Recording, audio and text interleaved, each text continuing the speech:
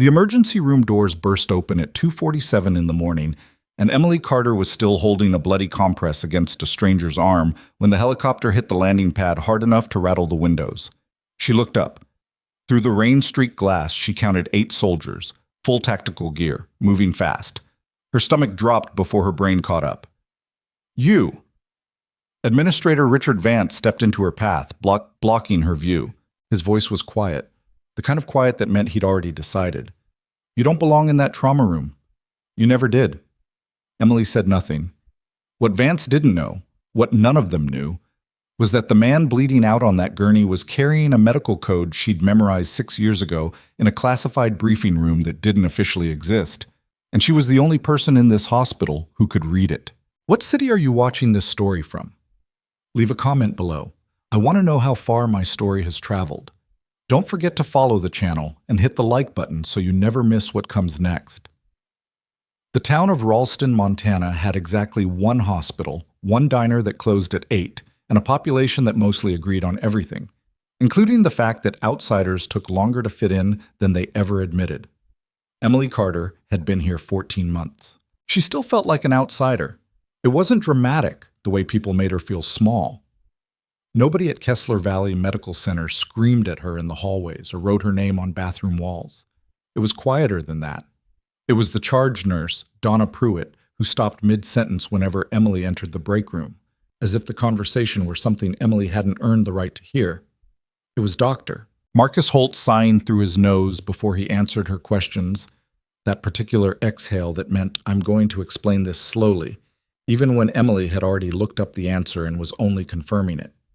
It was the way Administrator Richard Vance looked through her, rather than at her when he walked the floor, as if her presence were a minor clerical error that hadn't been corrected yet. She told herself it didn't bother her. She was better at telling herself things than most people. Emily was 29, 5'4", with dark circles under her eyes that no amount of sleep seemed to fix, and a habit of rolling her left shoulder when she was thinking through a problem. An old injury that had healed wrong and reminded her of itself in the cold.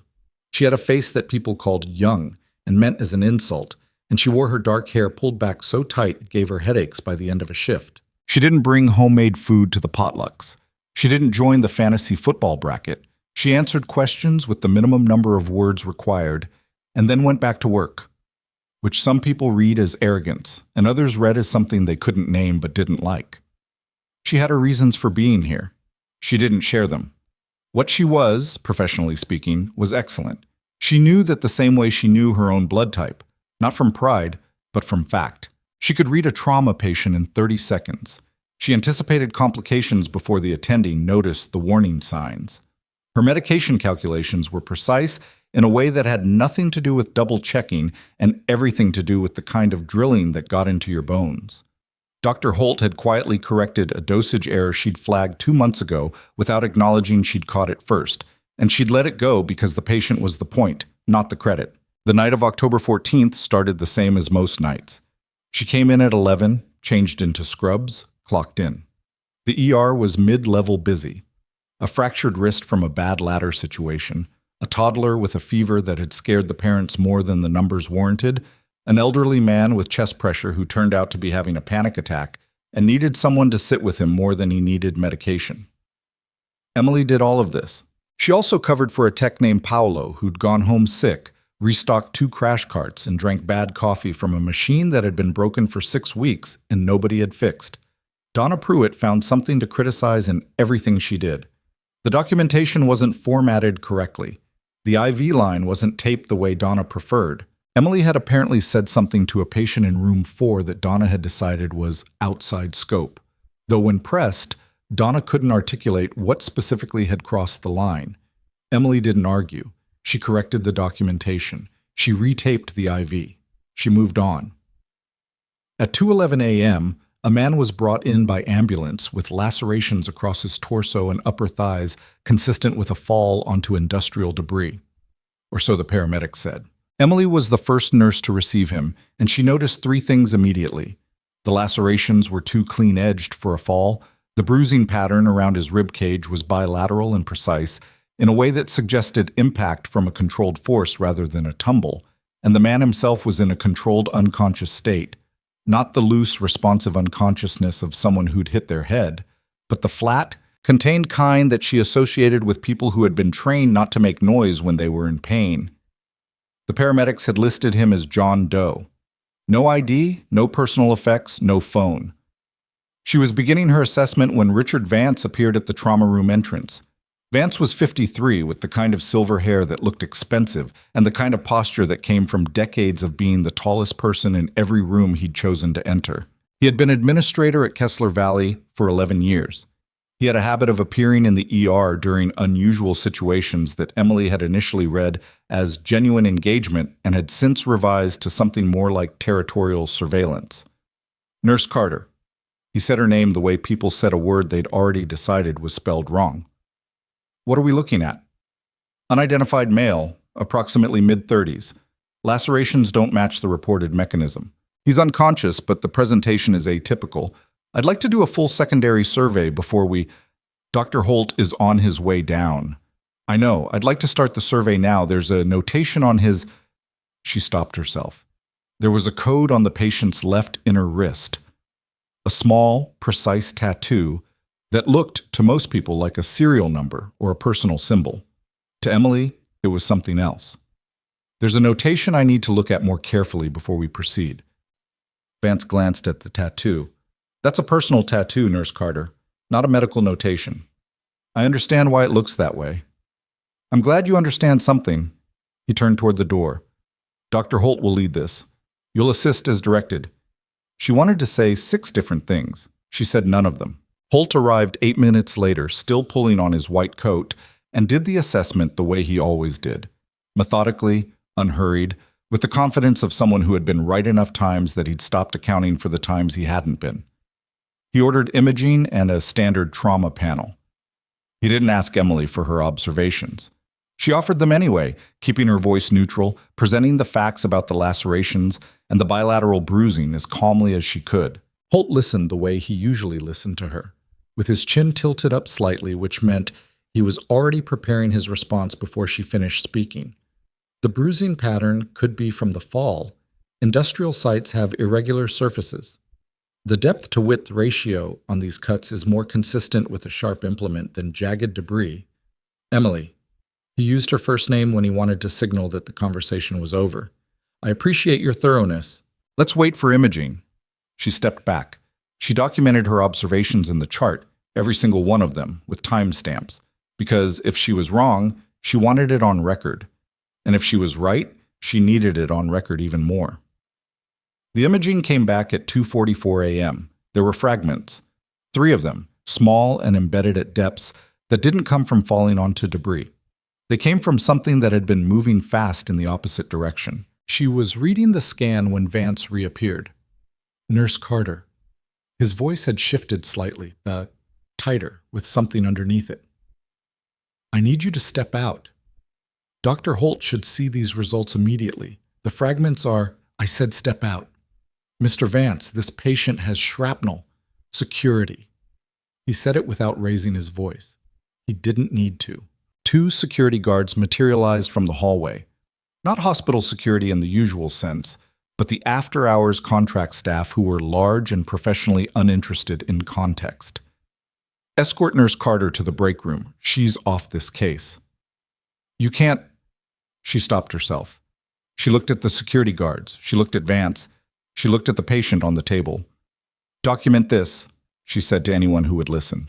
Document that I'm being removed while imaging shows metallic fragments in an unidentified patient.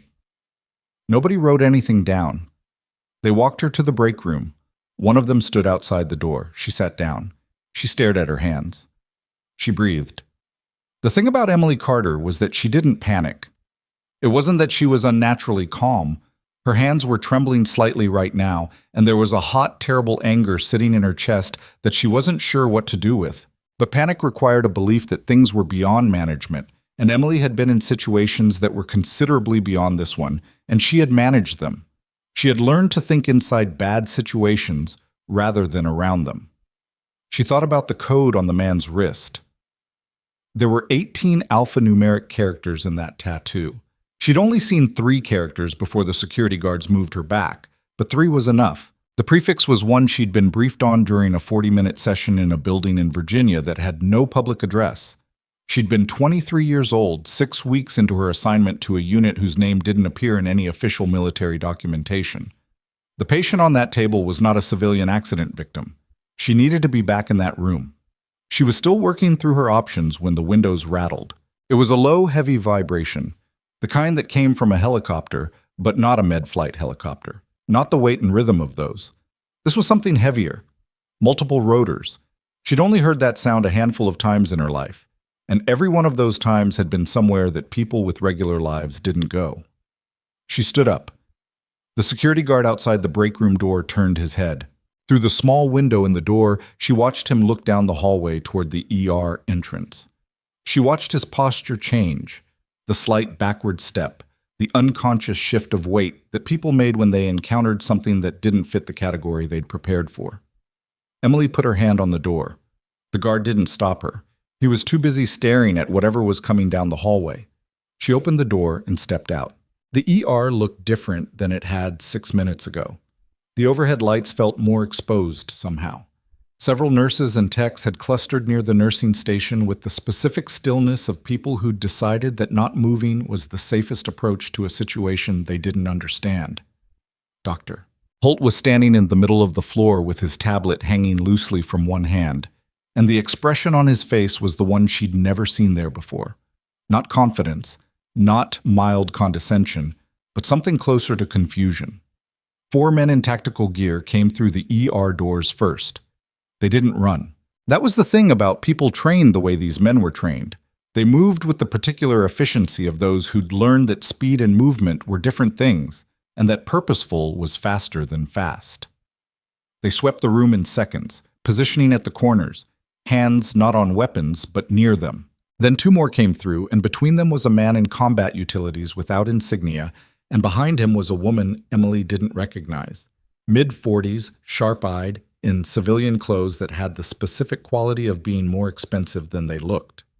The man in utilities looked around the room and said, in a voice that carried without being loud, "Who is in charge here?" Vance stepped forward. Emily watched him do it, the instinctive executive move, positioning himself at the center of the situation, collecting it under his authority before anyone else could. "I'm Richard Vance, Chief Administrator. I need to know, we have an individual in this facility who requires immediate assessment by a medic with a specific clearance." The man wasn't looking at Vance. He was looking around the room. "I'm going to need to know who has been treating him." "That patient is under Dr. Holt's care." "What's his current status?" Holt said, "Stable. We're managing the imaging findings and—" "The imaging findings." The man in utilities stopped moving. "What did imaging show?" There was a beat of silence in which Emily watched Holt understand, from the question alone, that he had missed something significant. "Metallic fragments," Holt said carefully. 3 detected so far, embedded in— "Where's the nurse who flagged that?" The woman in civilian clothes spoke for the first time. Her voice was controlled in the way that meant she'd trained for controlled. "The first responder who noted the wound inconsistency." "Where are they?" Vance said. "There was a staff issue that needed to be addressed. The situation is under control." "What staff issue?" The security guard who had stood outside the break room door was still in the hallway. He looked at Emily. The woman in civilian clothes followed his gaze.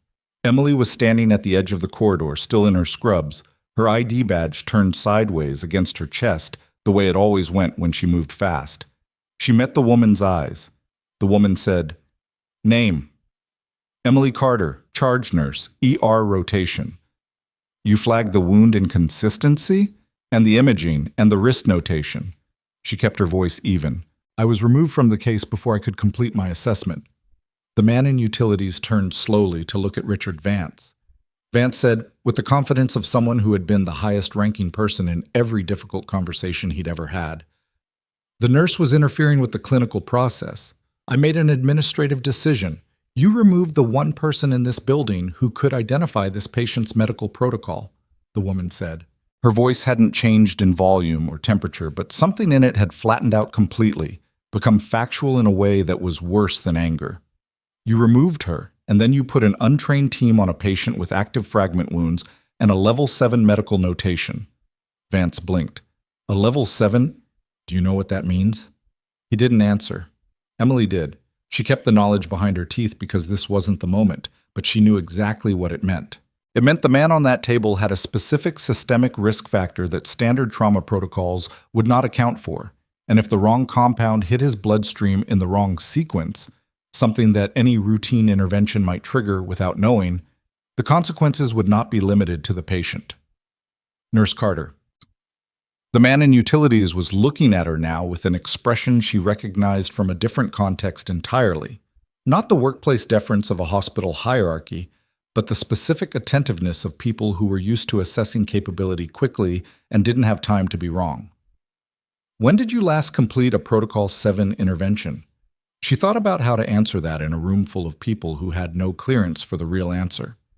6 years ago, she said. But the procedure doesn't change. He nodded once. Can you do it now? She looked past him toward the trauma room. She thought about the fragments. She thought about the timing. She thought about the cold, mechanical anger she'd been carrying around in her chest for 14 months of being looked through and talked over and walked past and dismissed, and how none of that mattered right now because a man was bleeding out 30 feet away and she was the only person here who knew what to do about it.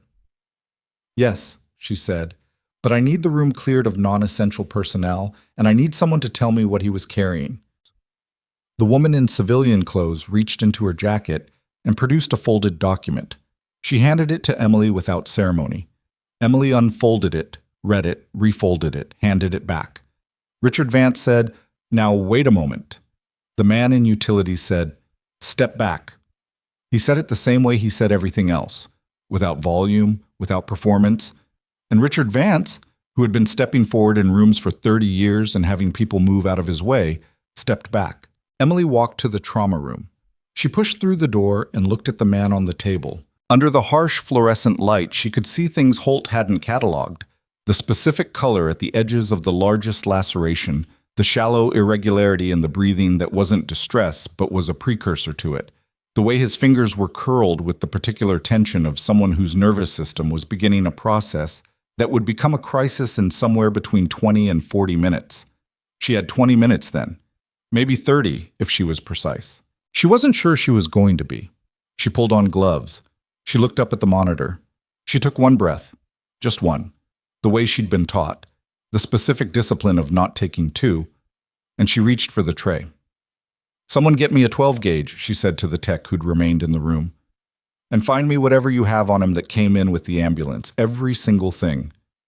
The tech moved. Emily moved. The monitors kept beeping. Somewhere behind her, through the closed door, she could hear Richard Vance's voice, higher now than it had been, with a quality in it she hadn't heard from him before. She didn't listen to what he was saying. She had stopped listening to Richard Vance. She was already working. The silence stretched long enough that one of the federal agents glanced over at them. Mercer broke it first, but not the way she'd expected. He didn't deny it. He didn't deflect. He turned to face the corridor wall and put one hand flat against it, like he needed something solid, and said, "I've been running this operation for 11 months. 5 people on my team knew his location at any given time. I've had the same 4 of them since the beginning. And the 5th? Rotated in 6 weeks ago. Analyst. Young, credentialed, came through standard vetting." He exhaled. "I liked him." Past tense. "Yeah." He turned back around. Past tense. Emily said nothing. This was the part of the work she remembered from before. The specific exhaustion of realizing the breach was close, not distant, that the person who gave you up was someone whose coffee order you knew. "You need to pull him before your team debriefs," she said. "If he knows the operation collapsed tonight, he'll sanitize whatever he has access to." "I know." "Do you have someone who can do that quietly?" "I have someone." He was already reaching for his phone. "Give me 2 minutes." She gave him the 2 minutes and spent them watching the federal agents process the corridor. They were efficient. Not fast exactly, but thorough, the particular rhythm of people who had done this enough times to stop wasting motion. One of them was photographing the door of the small OR room. Another was with Gerald, getting his statement. The man Emily had taken down in the dark, the most capable of the 4, the one who'd come the closest to making it a real problem, was now in federal custody in the stairwell, hands cuffed behind him, not talking. She looked at her forearm. The swelling was worse than she'd thought. She'd need ice, and she needed to mention it to someone with medical authority before she forgot about it entirely, which she was aware she might otherwise do. Mercer came back. It's handled. Good. The analyst is being picked up as we speak. His apartment's being secured. He paused. He's 26 years old. Emily didn't offer a response to that because there wasn't one that helped. Young people made choices for money or ideology or fear, and the rest of it was consequences. She'd seen it before. The lead agent, the one who'd almost smiled, came toward them with a tablet and a recording device. Ms. Brooks, we're ready for your statement when you are. She's ready now, Emily said, because referring to herself in the third person had always struck her as unnecessary.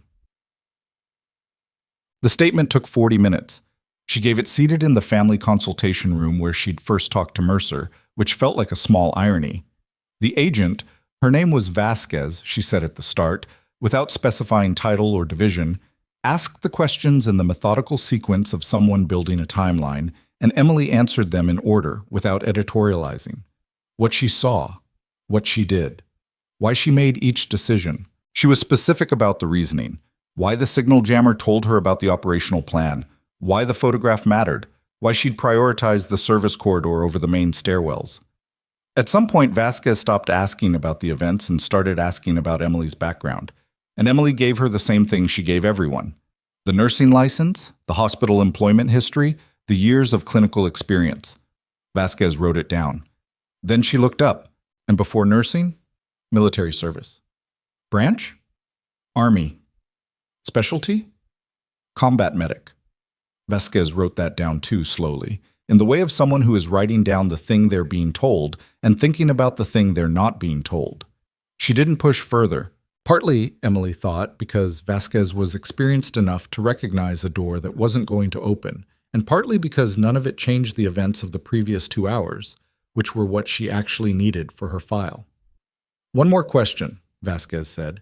When you entered the dark OR room and engaged the fourth subject, you had no weapon at that point. No. And you were aware he was armed? Yes. Why did you go in?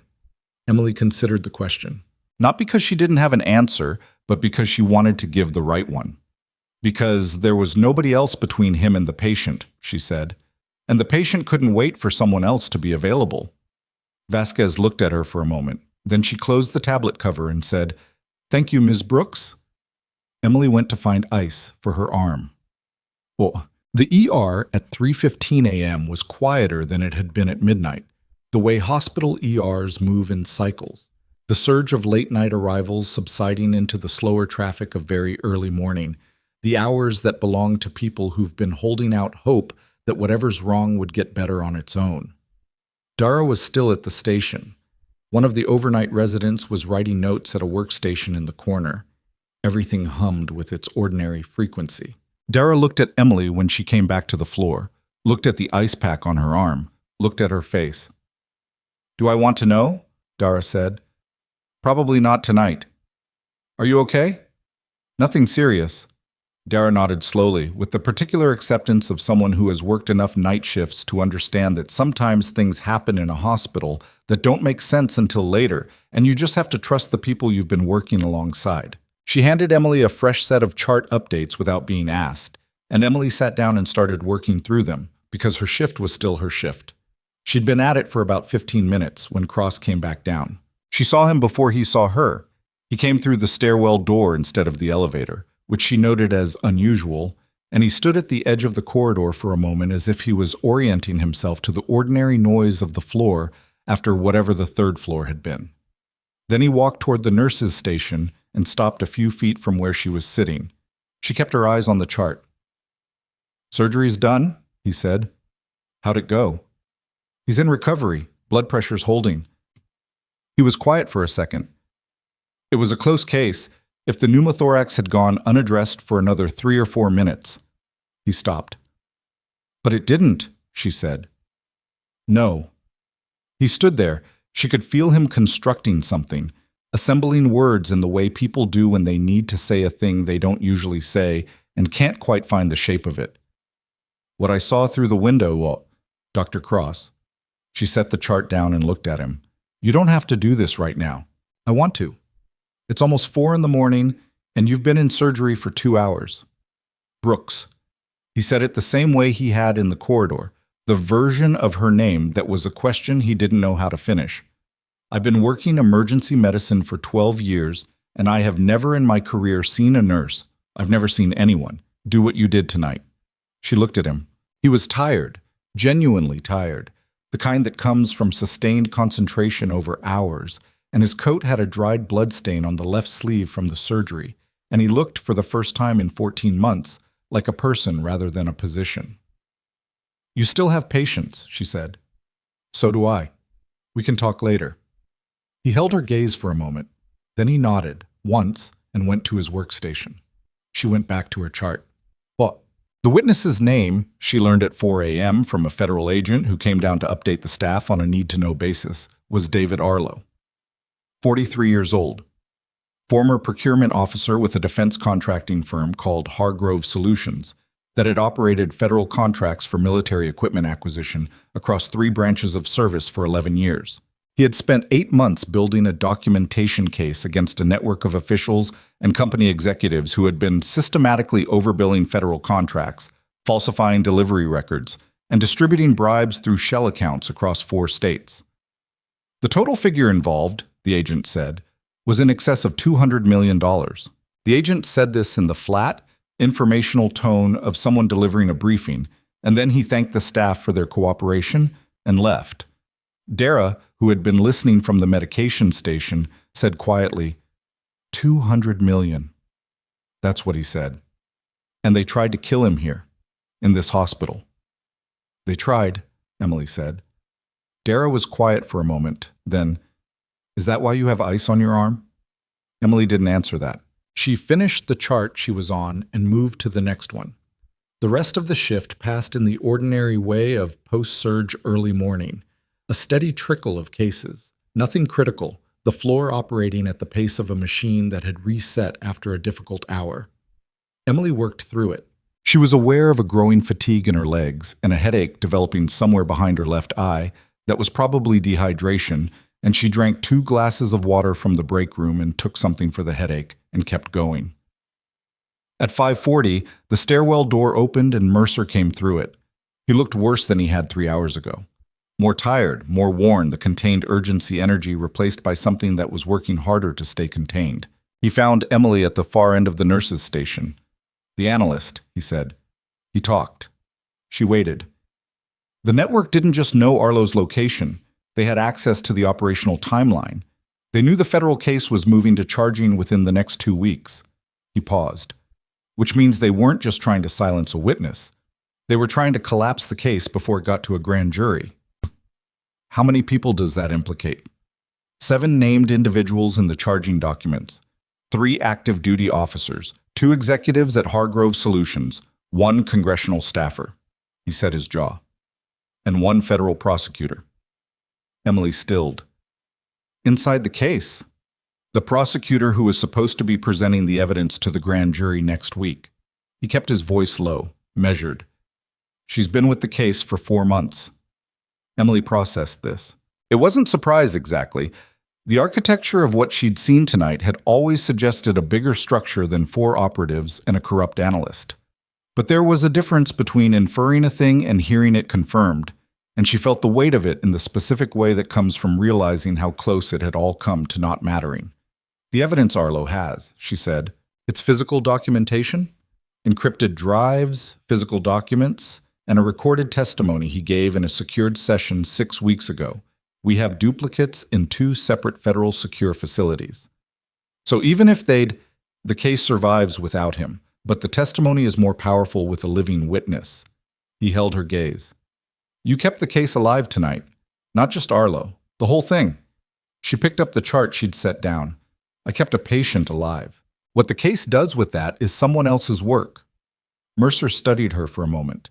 The look on his face was the one she kept not quite being able to name. And she decided finally that it was what happened when someone encountered a person who did not want anything from what they'd just done. "There are going to be people who want to recognize you for this," he said. "They can send a card." "Emily, I work here," she said. "I have 4 more charts to finish before handoff. Is there something you need from me that's going to take less than 10 minutes? He almost said something. Instead, he reached into his jacket and put a card on the counter beside her. Not his own card this time, a plain white one with a direct line number written in ink. "If you think of anything else, or if anyone contacts you about tonight that isn't going through official channels." She looked at the card. "You think there's more?" "I think the prosecutor who was leaking to them has been making calls for 4 months. I think some of those calls were about contingencies." He paused. "I think tonight might not be the end of the operational side of this." She picked up the card, tucked it in her pocket. "Then make sure your people move fast," she said, and turned back to her chart. He left without another word, which was the right choice. At 6:15, the handoff shift started coming in. Emily briefed the oncoming nurses with the same efficiency she used every morning: patient statuses, pending labs, notable overnight events. The notable overnight events were, by mutual unspoken agreement between her and the charge staff, described as a security incident that had been handled and was now under federal management. The oncoming nurses looked at the bruise on her arm and the faint mark on her jaw and absorbed this characterization with varying degrees of credulity. She finished the handoff, returned the ice pack to the supply room, changed out of the scrubs she'd spent the last 9 hours in, and was almost at the locker room door when Cross caught up with her. He'd stayed. She hadn't expected that. "Brooks." He was holding a manila envelope. "The federal team left this for you. Statement copy, their process documentation. You'll probably hear from their office in the next week." She took the envelope. "There's something I need to say," he said, and this time there was nothing tentative about it. His voice was straightforward in the way it usually was. Directness was the one quality he had in full measure. And he met her eyes. "I have been dismissive of you since you started here. I told myself it was about your presentation, your approach, the way you carry yourself. I told other people it was about experience." He paused. "It wasn't. I didn't know what it was. I think I was wrong in ways I haven't worked out entirely yet." Emily looked at him. "I'm not asking for anything," he said. "I'm not looking for you to tell me it's fine. I just need to say it." "Okay," she said. "Okay?" "Yes." She looked at the envelope, then back at him. "Work on it." It was not absolution. She didn't have it to give, and she wasn't going to pretend she did. But it was the truth, and she'd always been more useful with the truth than with the alternatives. She went to her locker. She was pulling on her jacket when her phone lit up on the shelf. Not a call. A news alert from a local outlet she'd never subscribed to, but had somehow accumulated over the months. The headline read, "Federal agents descend on Silver Creek Medical Center in overnight operation. Multiple arrests made." Below it, a secondary line. Sources: "Arrests connected to defense contractor fraud case. Congressional staffer among those detained." She stared at the screen for a moment, and then, underneath the news alert, a text from an unknown number. No name, just 7 words. "They know the drives aren't at the facilities." Her hand stopped moving. She read it again. Turned the phone over, turned it back. The text was time-stamped 6:19 a.m., 4 minutes ago. The number was unregistered, the kind of burner that routes through 3 different carriers and drops off the grid the moment you try to trace it. She pulled Mercer's card from her jacket pocket. She looked at the card, looked at the text. The drives weren't at the facilities, which meant either the message was disinformation designed to make her, or Mercer's team, do something they could track, or it was true. And if it was true, then the evidence that the entire federal case rested on was somewhere nobody currently knew, and the people who'd sent 4 operatives into this hospital last night still had something left to lose. She pressed call on Mercer's number. It rang once, went to voicemail. She called again. Voicemail. She stood in the locker room with her jacket half on and her phone in her hand and the message on the screen, and somewhere above her on the 3rd floor, David Arlo was waking up in a recovery room, not knowing that the thing he'd spent 8 months building was in a position she couldn't yet assess, and Mercer wasn't picking up, and the only person who had all the information needed to understand what was actually happening was her. She called a 3rd time. This time, it didn't even ring.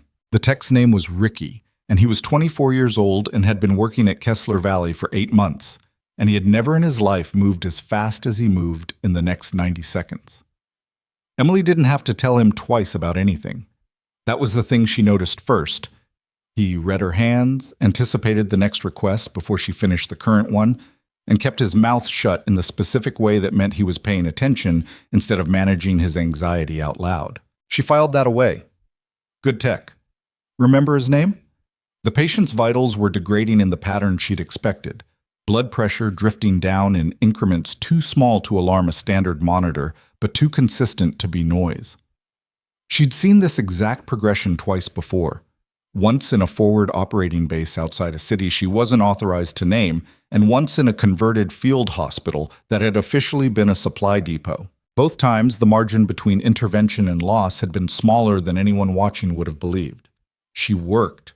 The first fragment was accessible. Upper left quadrant, embedded at a depth that allowed for extraction with minimal field disruption. She got it in 4 minutes.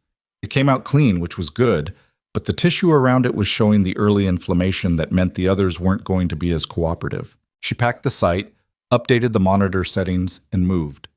BP is 84/51, Ricky said. I know. She didn't look up from what she was doing. Get me a second line in his right antecubital and run the saline wide open. Don't push anything else until I tell you. Dr. Holt left orders for... I know what Dr. Holt's orders are. She finally looked up, briefly, directly at Ricky. Don't push anything else until I tell you. He nodded. He started the second line. The document the woman in civilian clothes had given her, she'd read it in 11 seconds, which was enough, because it was concise and she read fast. The patient's name was not something she'd been given. What she'd been given was his metabolic profile, a single flagged compound contraindication, and a notation about a rare clotting factor variation that appeared in approximately 0.3% of the population, and which would make a standard hemostatic agent interact with his system in a way that would accelerate the hemorrhage rather than control it. It would have looked, on a monitor, like a treatment failure rather than an iatrogenic event. Holt would have escalated. The escalation would have made it worse. By the time anyone understood what was happening, the window would have been closed. This was what the Level 7 notation existed to prevent. This was what Richard Vance had decided was a staffing problem. She found the second fragment at 19 minutes. It was deeper than the imaging had suggested. The angle of entry had carried it further than a straight line projection would show, which was a characteristic of a specific category of projectile she'd been briefed on but had only encountered in the field once. She adjusted. She worked around a vascular structure that was angrier than it should have been at this stage, which meant inflammation was moving faster than expected, which meant she was out of the 30-minute cushion she'd given herself and was now working on something considerably tighter. Talk to me, she said to Ricky. BP is 81/48, heart rate 112. OX sat is holding at 94. Okay, she breathed. Okay, I need 2 units of packed red cells, and I need someone to pull up the specific blood type on this patient and cross it against the supply we have. Right now.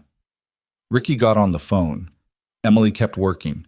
The third fragment was the problem. She'd known it would be.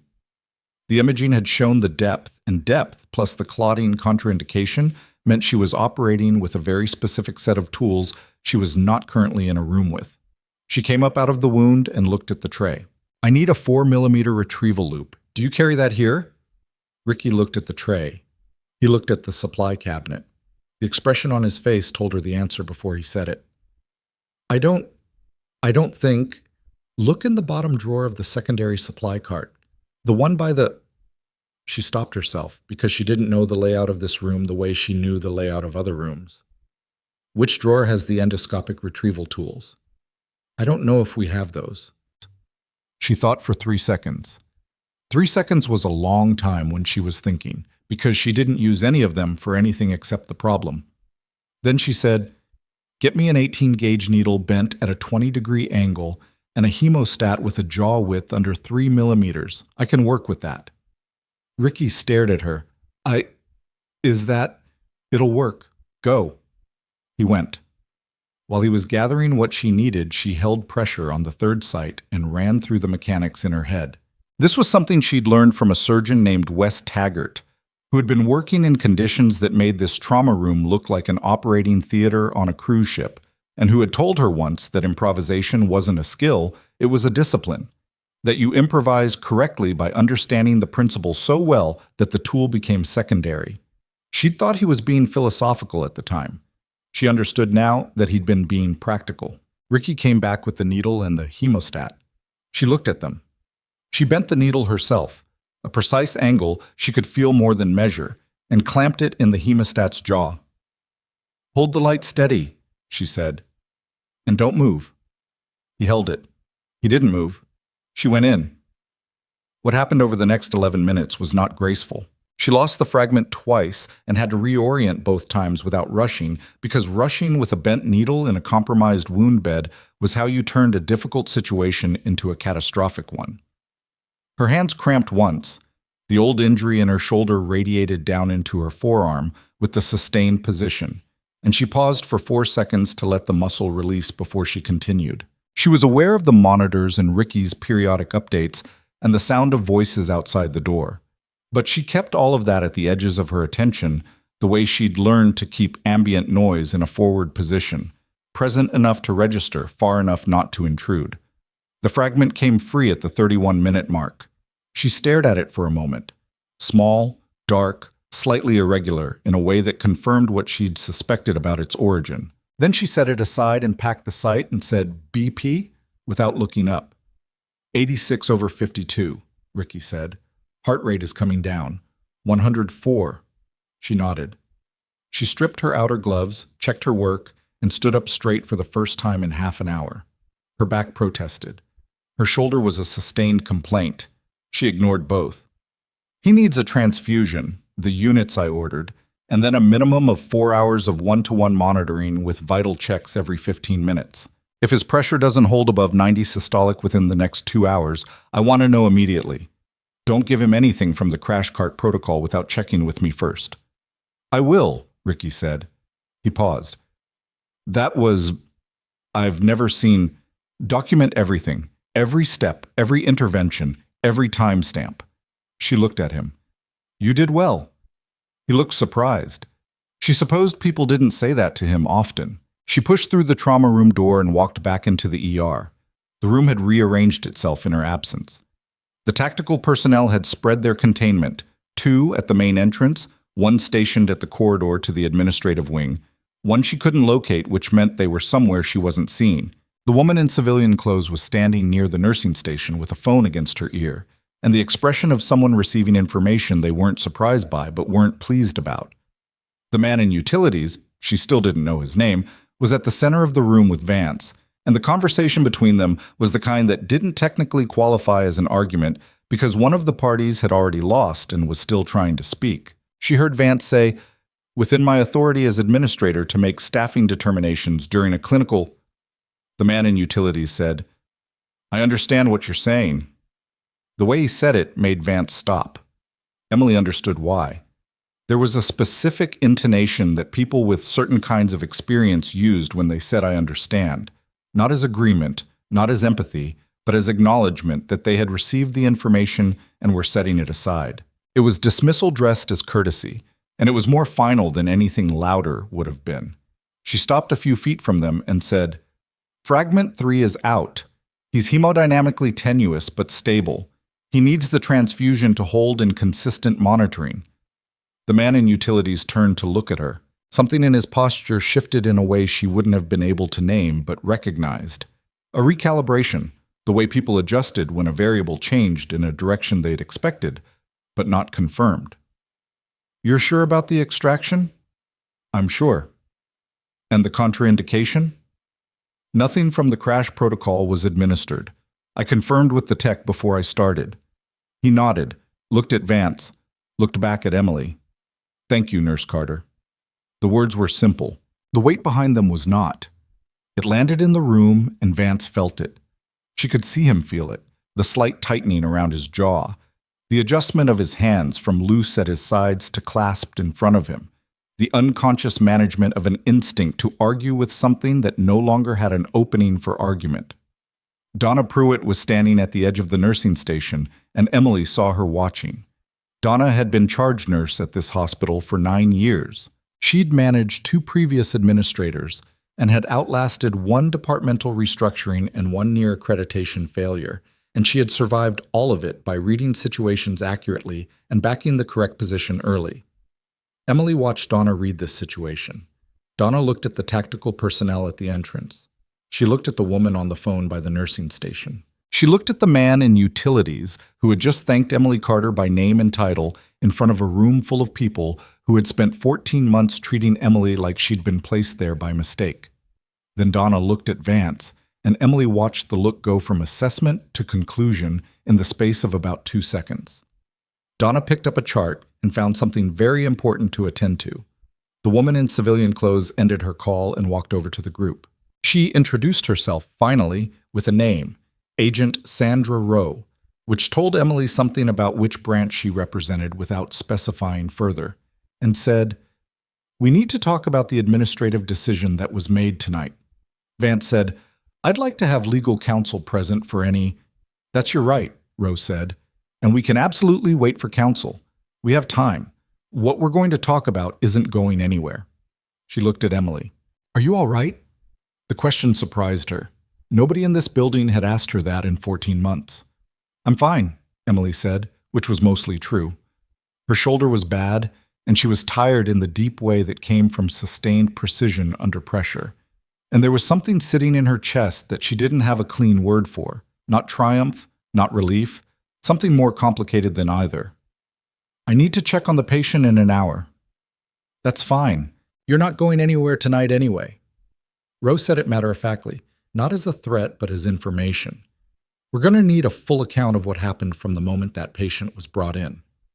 Emily thought about the documentation she'd entered into the chart before she'd been escorted to the break room. Time-stamped, thorough, specific. She thought about what it would look like alongside whatever Vance had entered or not entered in the same window. "That's already in the system," she said. Rowe looked at her. "All of it?" "Everything I observed from the moment he arrived, including the risk notation and the wound inconsistencies, including the time I flagged the imaging results and the time I was removed from the case." Rowe said nothing for a moment. Then, "Smart." It wasn't a compliment exactly. It was more like recognition. Emily took it as such. The night continued past 4 a.m. with the particular unreality of nights that have been forced into a different shape than they started. The ER's regular population, the hourly additions of car trouble and chest pains and bad decisions, kept arriving at the entrance and being redirected by the tactical personnel with the kind of polite efficiency that allowed no discussion. The staff who had been on shift when the military arrived were all still present. Nobody had been permitted to leave, which was explained to them in a way that sounded optional and wasn't. Emily sat in the break room for 40 minutes and wrote out, in longhand on a legal pad that Rowe produced from a bag, a full account of the evening from her arrival at 11 to the moment she'd stepped out of the trauma room. She wrote it the way she'd been trained to write incident reports in another context.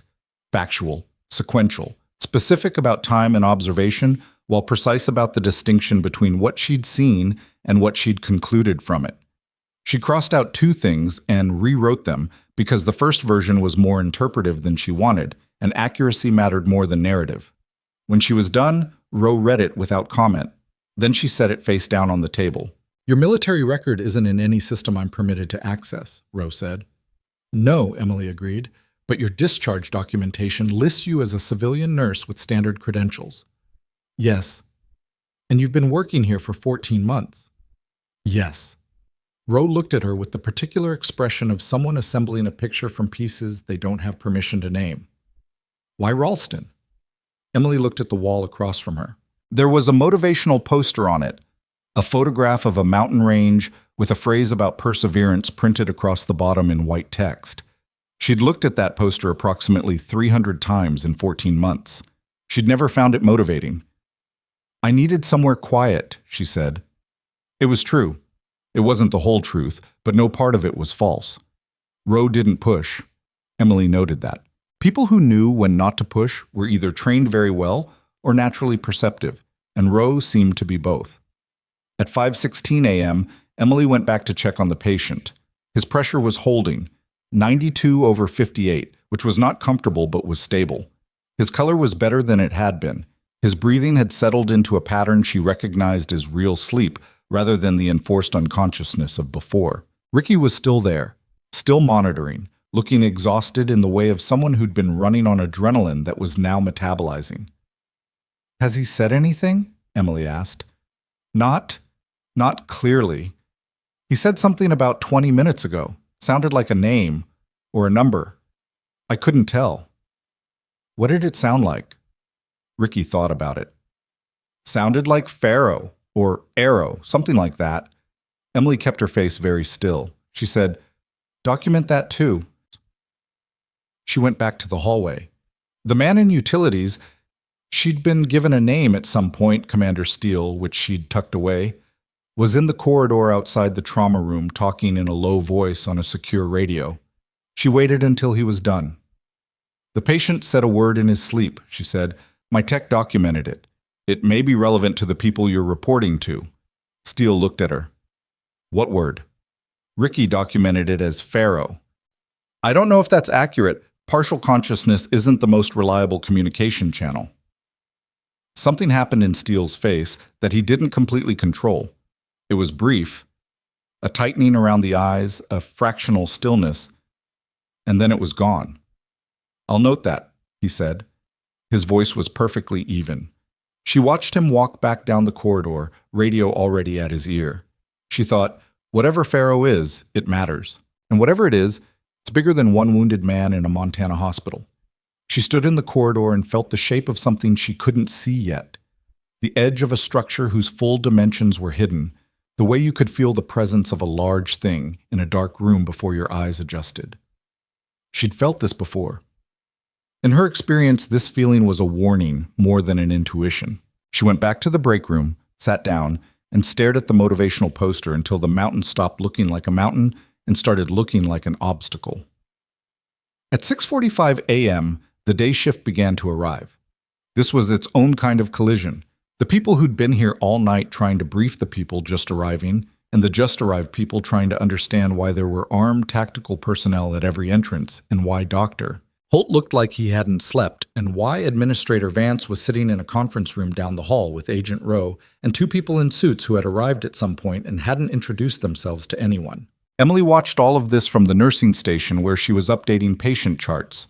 Her own patients from earlier in the shift, the fracture and the fever, and the man with the chest pressure who had turned out to be fine, who had needed someone to sit with him, who probably didn't know what had happened in this hospital in the hours after his discharge.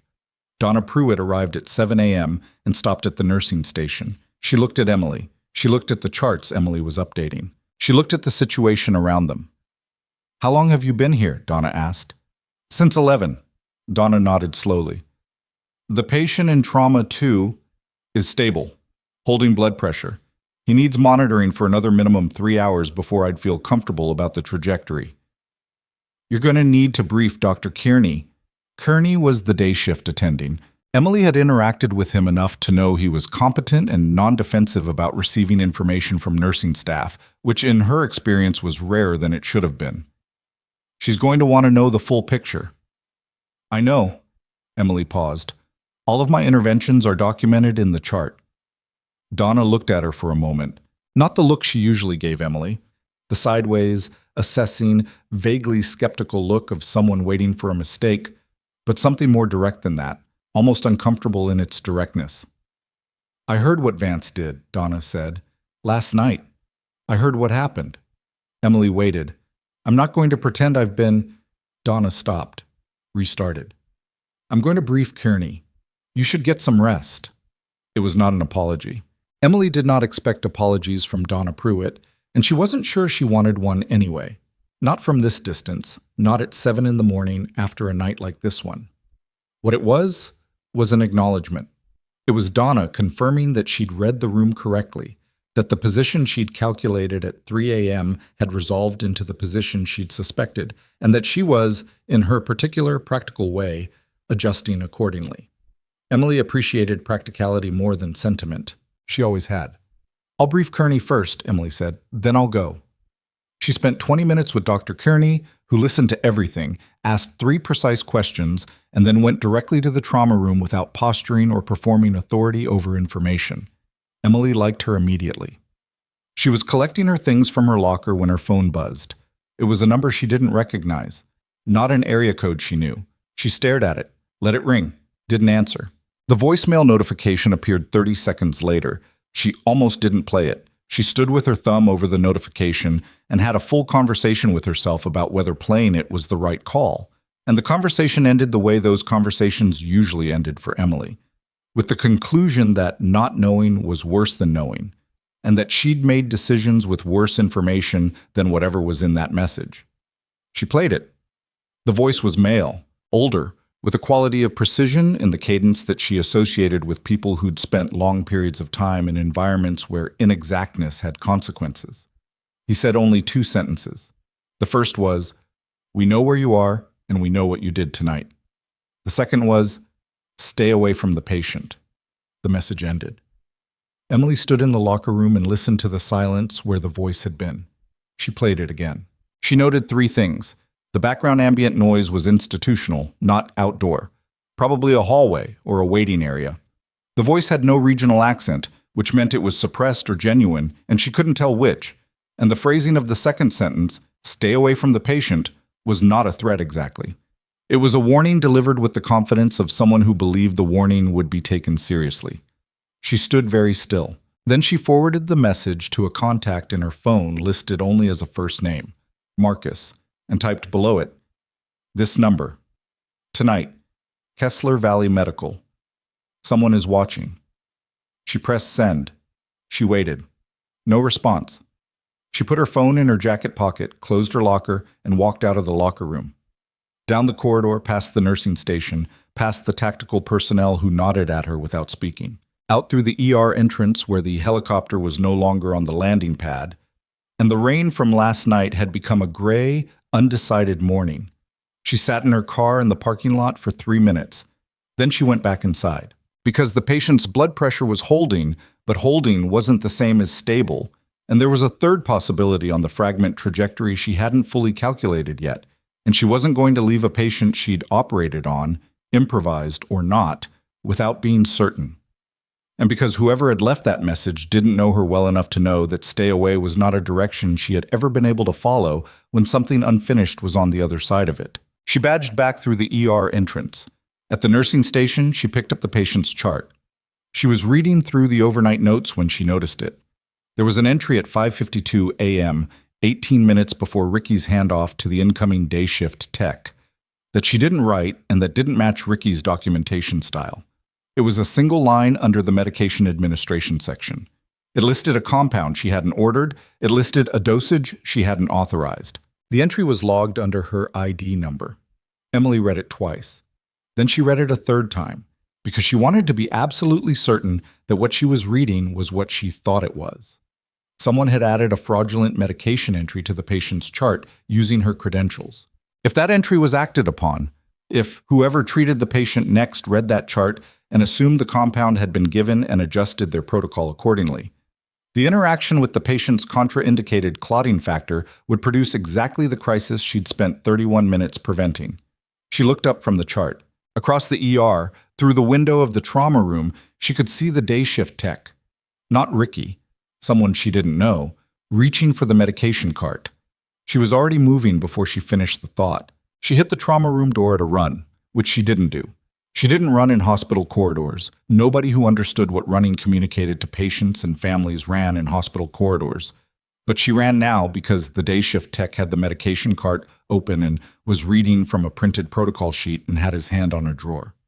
"Stop," she said. He stopped, looked at her. Young, maybe 22, with the startled expression of someone interrupted mid-task. "Don't touch anything in that cart yet." She crossed the room and put herself between him and the cart. "What are you drawing from?" The chart says there's a second dose of..." "I know what the chart says. Don't draw it." She looked at the patient, still sleeping. Pressure on the monitor reading 93/60, which was better than 2 hours ago. Color adequate. She looked back at the tech. What's your name? Garrett? Garrett, I need you to listen to me carefully. That entry in the chart is wrong. I don't know who put it there, but I did not order that compound and it was not administered. If you give it now, it will interact with this patient's system in a way that will look like a crash. Do you understand? Garrett stared at her. The entry is under your ID. I know. So you're saying I'm saying don't touch that cart. She pulled out her phone. Her hands were not entirely steady. I need you to step outside this room and find Agent Rowe. She's somewhere in this building. Civilian clothes, mid-40s, short hair. Find her and bring her here. Don't talk to anyone else. Don't mention the chart. I'm supposed to say, Garrett. She looked at him directly. Please. He left. Emily locked the medication cart with the key that was still in it, pocketed the key, and stood at the foot of the patient's bed and tried to think clearly through the exhaustion and the adrenaline and the particular cold sensation that had settled into her sternum when she'd read that fraudulent entry. Someone inside this hospital had done it. The entry required physical access to a workstation logged into the charting system, which required either a stolen credential or a compromised terminal. Her ID specifically, which meant someone had been watching her log in or had access to her credentials through another channel. The compound they'd chosen was not random. It required specific knowledge of this patient's contraindication to be dangerous in exactly the way it would have been dangerous, which meant the person who entered it knew the medical profile they were working against. This was not a mistake. This was not a systems error. Someone in this building wanted this patient dead and wanted it to look like Emily Carter had killed him. She heard Rowe's voice in the corridor before she saw her, the clipped, purposeful cadence of someone who'd been running. And then Rowe was in the doorway with Garrett 2 steps behind her and Commander Steele 4 steps behind him. Show me, Rowe said. Emily pulled up the chart on the room's wall-mounted terminal. She pointed to the entry. Rowe read it. Her face did not change expression, but something behind her eyes went very still in the way of someone making rapid calculations. What time was this entered? Steele asked from the doorway. 5:52 a.m. Emily pointed at the timestamp. Ricky's handoff was at 6:10, Steele said, not to Emily, but to Rowe. 18-minute window, Rowe said. Someone knew exactly when the room would be transitioning. She looked at Emily. You didn't come back into the building until 6:49. I have my badge in on record. Emily looked at her steadily. I wasn't here at 5:52. I know. Rowe was already on her radio. I need an immediate audit of all terminal access in the Kessler Valley ER from 5:45 to 6:15 this morning. Every login, every ID, every keystroke. Right now. Static. Then an acknowledgement Emily couldn't fully hear. Steele moved into the room and looked at the patient. His expression was the controlled blankness of someone who'd been trained to manage their face, but Emily had spent enough time reading people in compressed, high-stakes situations to catch what was underneath it. He was scared. Not for himself. The specific fear of someone who is responsible for another person and has been reminded again of how many ways that responsibility can be taken from you. Is he safe right now? Steele asked her. For now, the compound wasn't administered. Emily looked at the locked cart. But if I hadn't come back, you did, Rose said. Flat, final. The next 20 minutes unfolded in a way that felt both very fast and strangely suspended.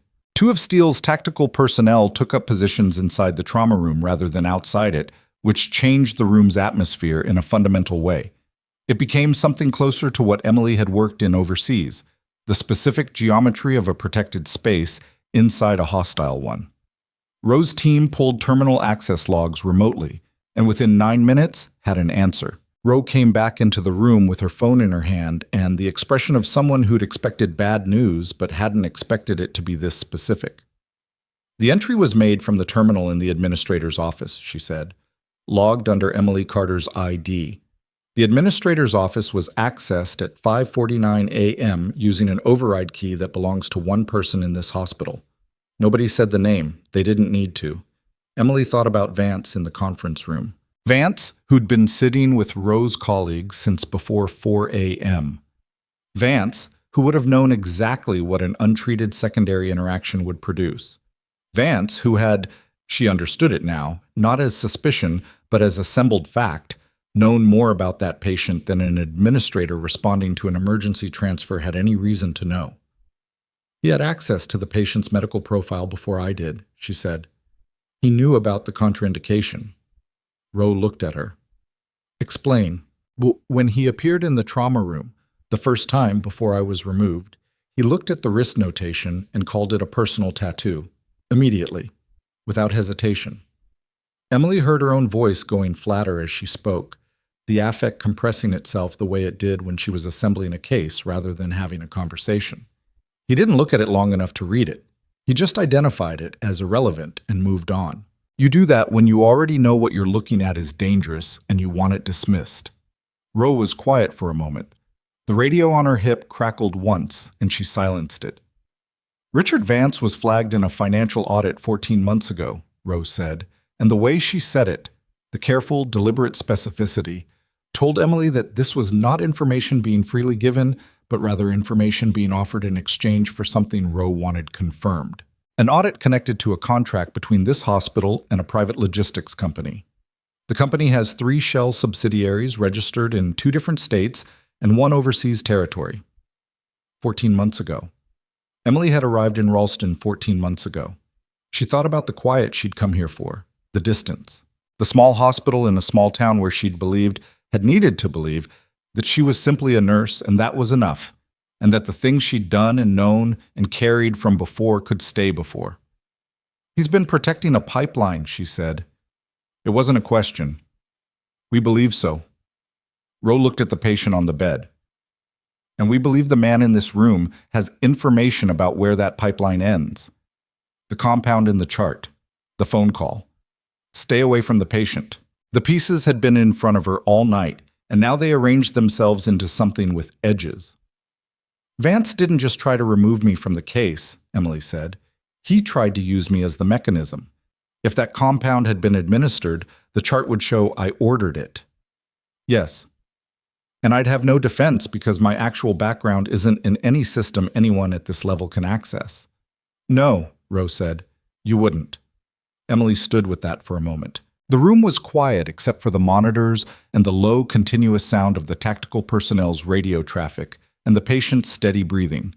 Then Steele's radio, a different one, larger, not the standard tactical unit, made a sound she hadn't heard in 6 years. A specific tone, 3 descending notes, that belonged to a communications protocol she'd been briefed on in the same building where she'd learned the level 7 notation. Steele answered it. He listened for 40 seconds without speaking. Then he said, "Confirmed," and lowered the radio. He and Rowe exchanged a look that Emily couldn't read in its entirety, but the part she could read told her the situation had just grown by at least 1 order of magnitude. "What's Pharaoh?" Emily asked. Neither of them answered immediately. Then Steele said, "Pharaoh is in operation, or it was." He looked at her with the expression of someone revising a calculation in real time. "The man in that bed is not a soldier." Emily waited. "He's a federal prosecutor, and 3 days ago he disappeared from protective custody with evidence that would dismantle the largest medical procurement fraud network active on the eastern seaboard." Steele's voice was steady. What was underneath it was not. "We've been looking for him for 72 hours. We didn't know he'd made it this far." The silence in the room lasted exactly 2 seconds. Then every radio in the building went off at once. The radios didn't all carry the same traffic. Emily understood that within the first 15 seconds, Steele's large unit was pulling from a different channel than the tactical personnel's earpieces, and Rowe's phone had lit up simultaneously with a call she stepped away to take, which meant 3 separate communication streams had activated at once, which meant whatever was happening was not contained to this room or this building or this town. Steele was on his radio with the flat, rapid precision of someone translating incoming information into outgoing orders in real time. She caught fragments. Eastern perimeter. Confirm the vehicle. A pause. Don't move on it yet. Another pause. Longer. Where's the second unit? Emily looked at the patient. At the prosecutor, she corrected herself. Though the category shift was strange and she was still absorbing it, and watched his monitors and tried to assess whether his current stability was robust enough to survive whatever was about to happen to this room. It wasn't ideal. 93/60 was holding, but it was holding the way a door held against pressure, functional until the pressure changed. "I need to know if we're moving him," she said to Steele, loudly enough to cut through the radio traffic. He held up a hand, not dismissive, the specific gesture of someone who needed 4 more seconds and was asking for them rather than commanding them. She waited 4 seconds. "We don't know yet," he said. "There's a vehicle that was parked on the service road behind this building. It wasn't there at 0200. It is there now." "How long?" Thermals showed it active as of 40 minutes ago. 40 minutes ago, she'd been in the parking lot. She thought about the 3 minutes she'd sat in her car, staring through the windshield at the gray morning, and felt something cold move through her that was not quite fear, but was adjacent to it. "If we move him and he destabilizes en route," she started. "I know. His pressure is not—" "I know, Nurse Carter." Steele looked at her directly. "I need 5 minutes to establish whether the threat is mobile or static. If it's static, we hold position. If it's mobile, we have to make a decision I don't want to make." She understood that. She nodded. Ro came back into the room.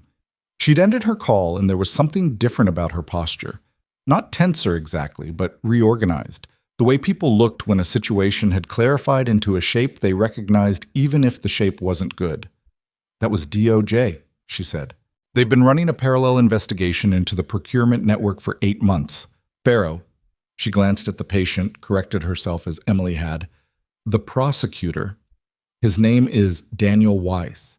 He was scheduled to deliver a sealed evidentiary package to a federal grand jury in Helena on the 14th, 3 days ago." "Today is the 14th, Emily said. "Yes." Ro let that land. "He was taken from protective custody on the 11th. 2 marshals were injured. The package wasn't recovered with him, which means he either hid it before they got to him or it's still in transit somewhere.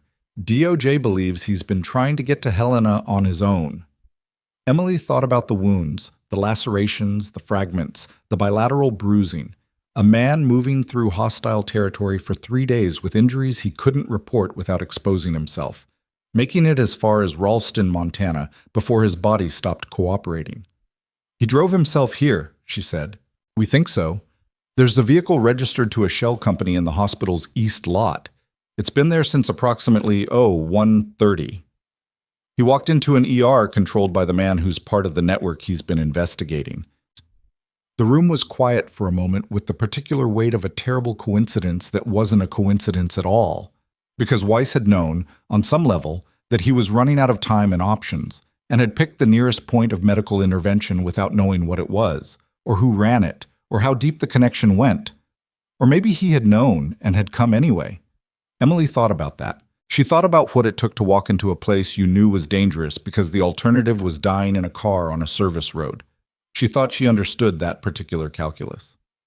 "Vance," she said, "is still in the conference room," Rose said, "with 2 of my colleagues and his very recently arrived attorney." A pause. "The attorney's name is Gordon Fisk. He flew in from Billings at 5 a.m. Vance called him before 5 a.m.? Before 4:30. Before we'd told him anything specific about why we were here." Ro looked at her. "He made the call from a hospital landline at 4:17.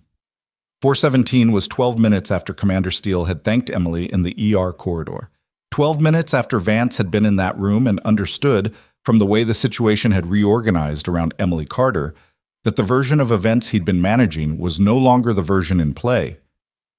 "He knew then that it had gone wrong," Emily said. "Yes, and at 5:49 he went to the administrator's office and used my credentials to add the chart entry." "Yes." The sequence assembled itself completely.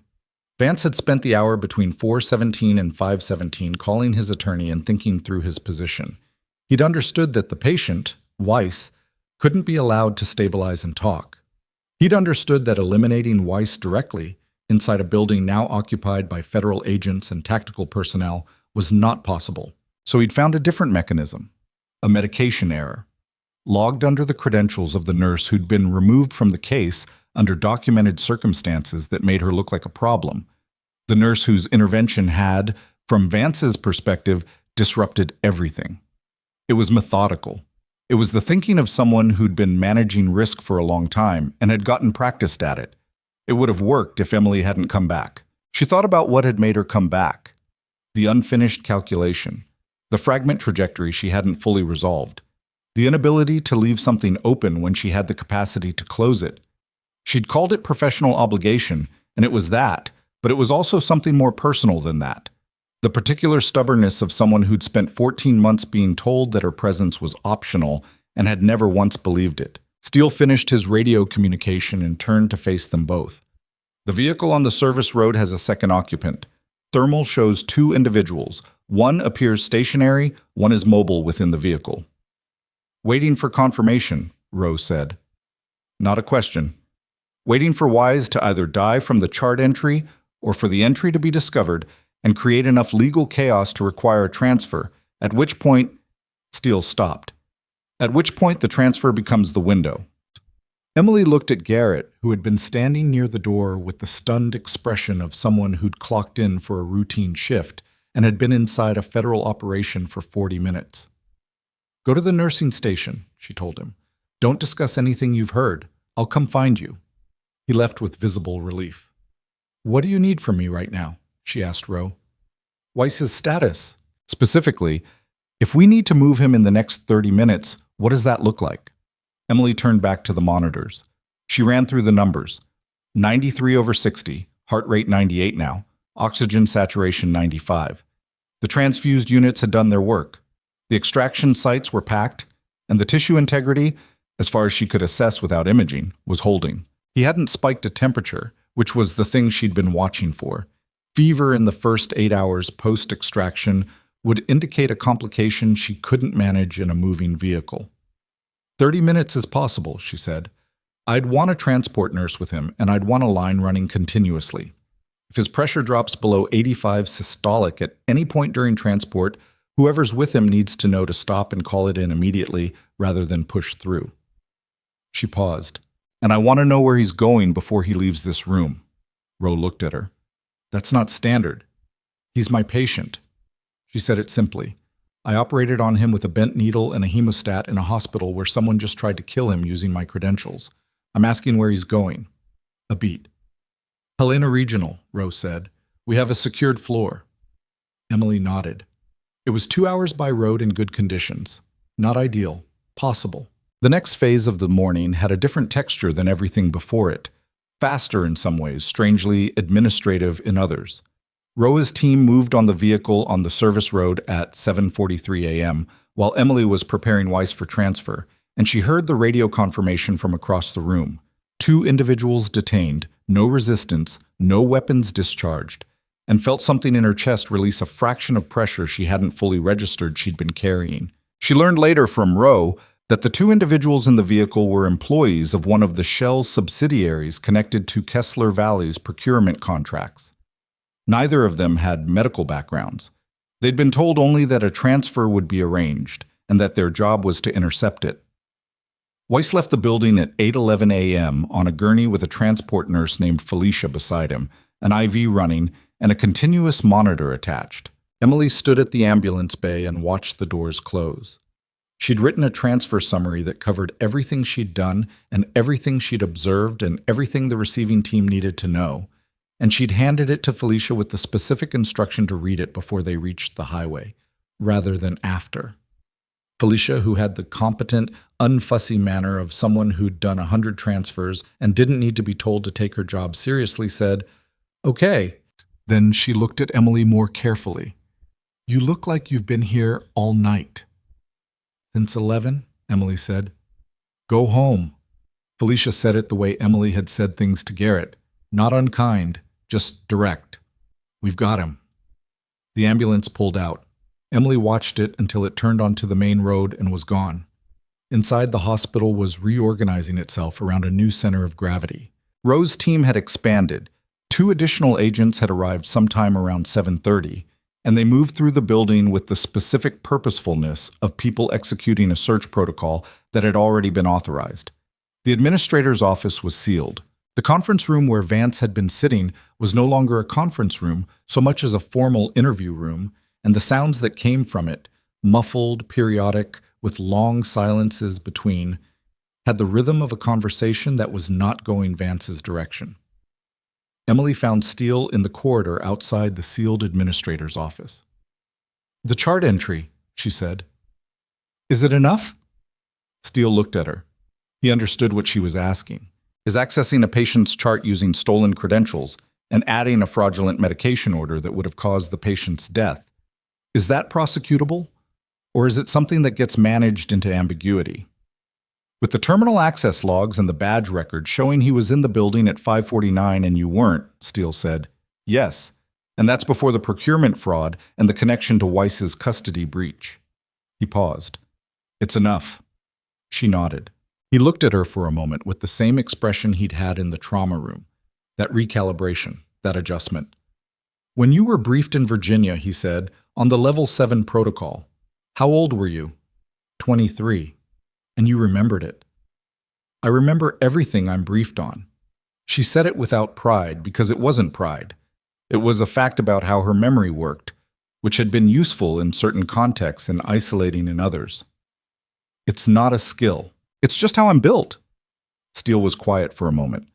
I'm going to need a formal statement from you about the chart entry, about the withdrawal of your credentials, about the full clinical sequence from intake to transfer.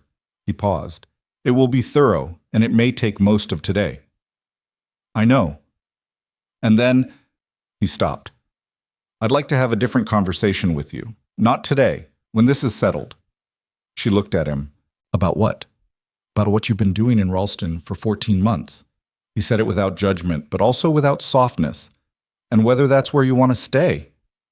Emily thought about the motivational poster in the break room, the mountain that looked like an obstacle, the bad coffee from the broken machine, the way Donna Pruitt had looked through her for over a year before last night, reorganized her understanding of where Emily Carter stood. I'm not going anywhere today, she said. I know. He almost, not quite, but almost, smiled. Neither is Vance. She spent the rest of the morning in a formal interview room with 2 agents and a recording device and a cup of coffee that was, inexplicably, quite good.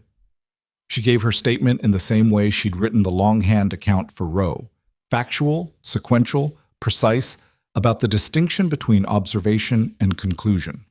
It took 3 hours and 20 minutes. She asked for 1 bathroom break. She did not ask for anything else. At 12:40 p.m., Roe knocked on the interview room door and stepped inside. Vance's attorney has filed for an emergency injunction to block the chart access audit, she said. It was denied 40 minutes ago. She set a printout on the table in front of Emily. And Weiss arrived in Helena. He's stable. His pressure held the whole way. Emily looked at the printout.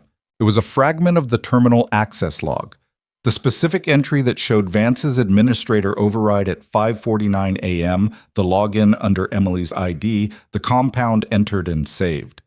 His attorney is arguing it could have been a systems error, Roe said, that the credentials were compromised without Vance's involvement. The badge record shows him in the building, Emily said. It shows him in the administrator's office. It doesn't show him at the terminal. Surveillance? The camera in the administrator's office has been malfunctioning since August.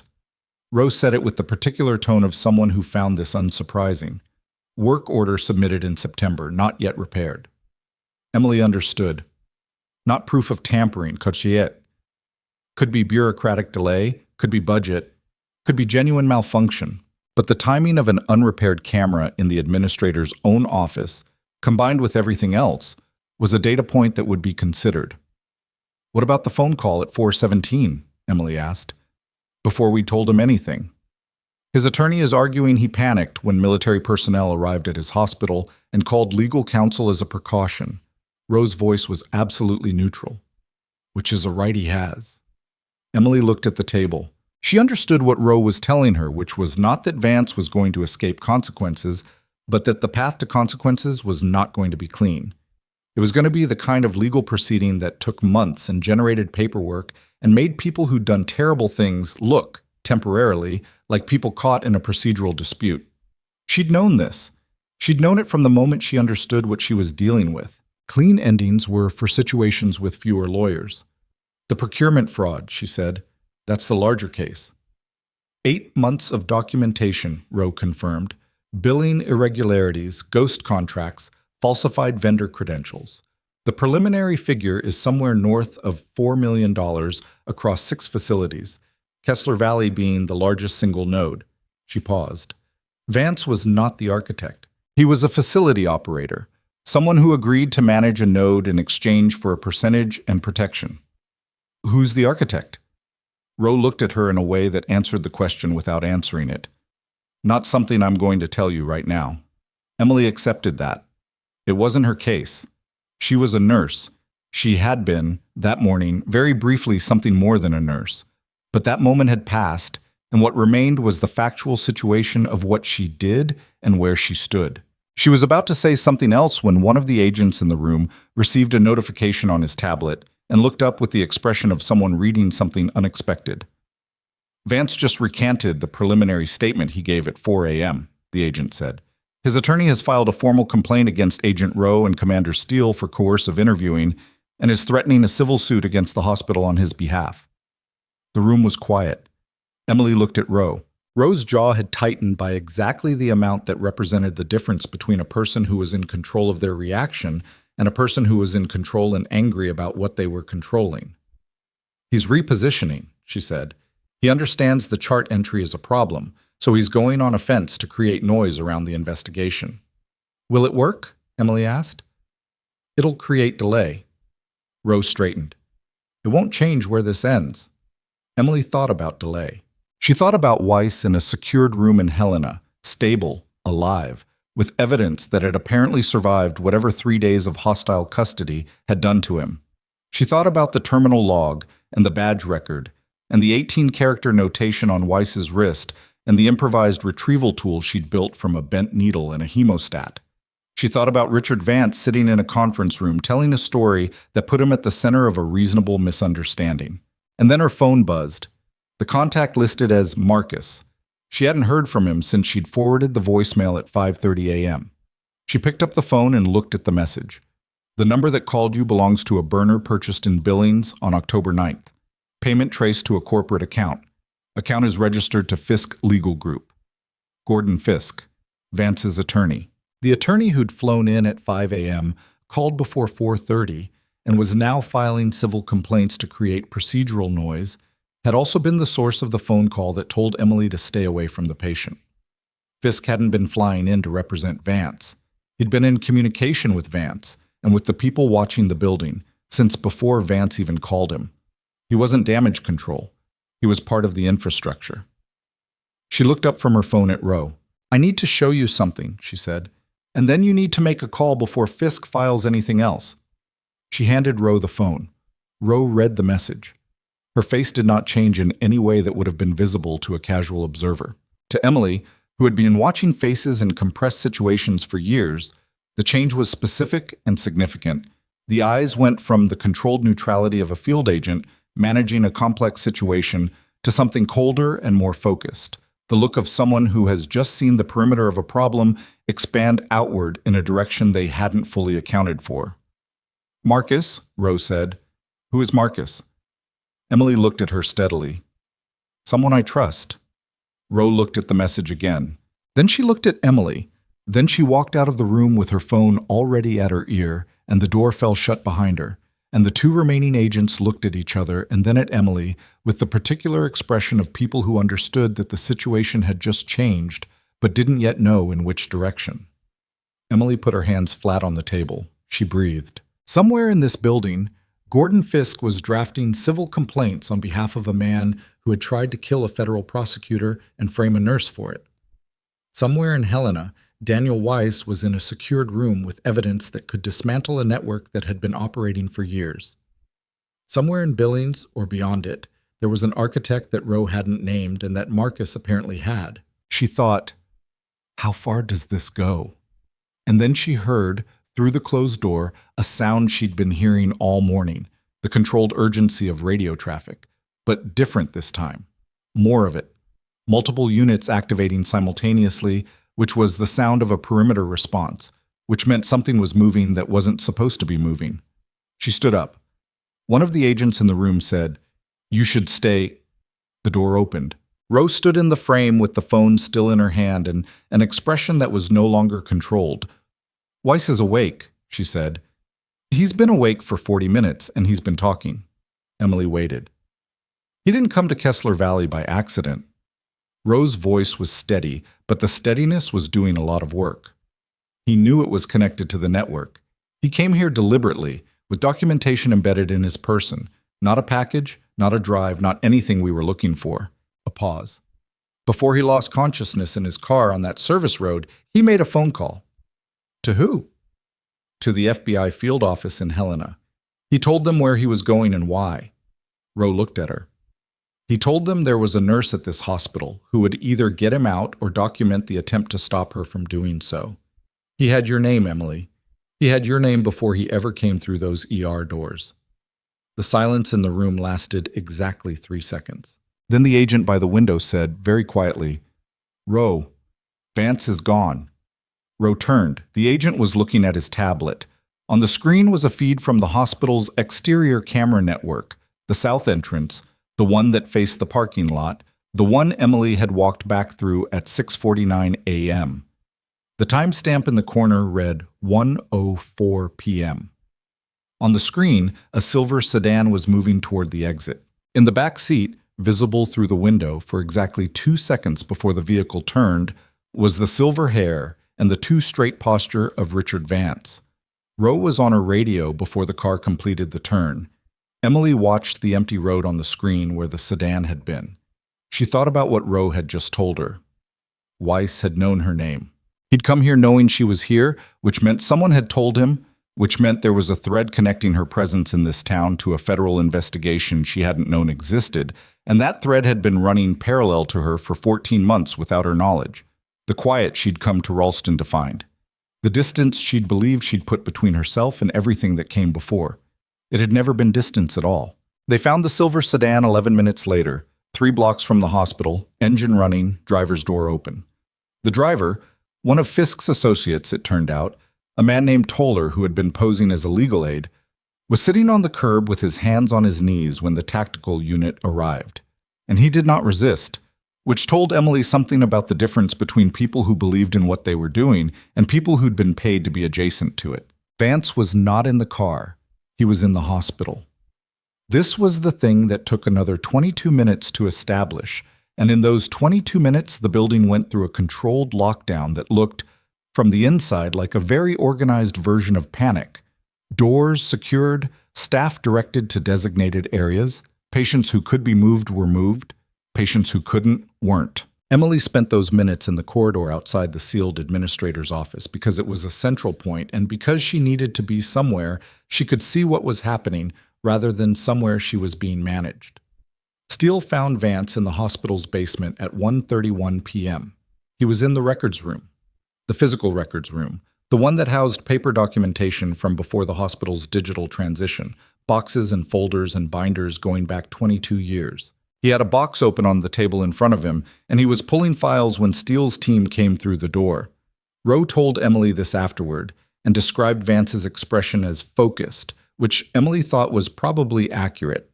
He wasn't panicking, he was calculating. He'd understood in the 12 minutes between the sedan leaving and the lockdown completing that his exit had failed, and he'd pivoted to the next available option, which was removing whatever physical documentation remained in that building before federal agents got to it.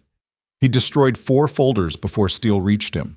He was charged that afternoon with obstruction, evidence tampering, and attempted flight, added to the existing documentation around the chart entry and his connection to Fisk and the men on the service road.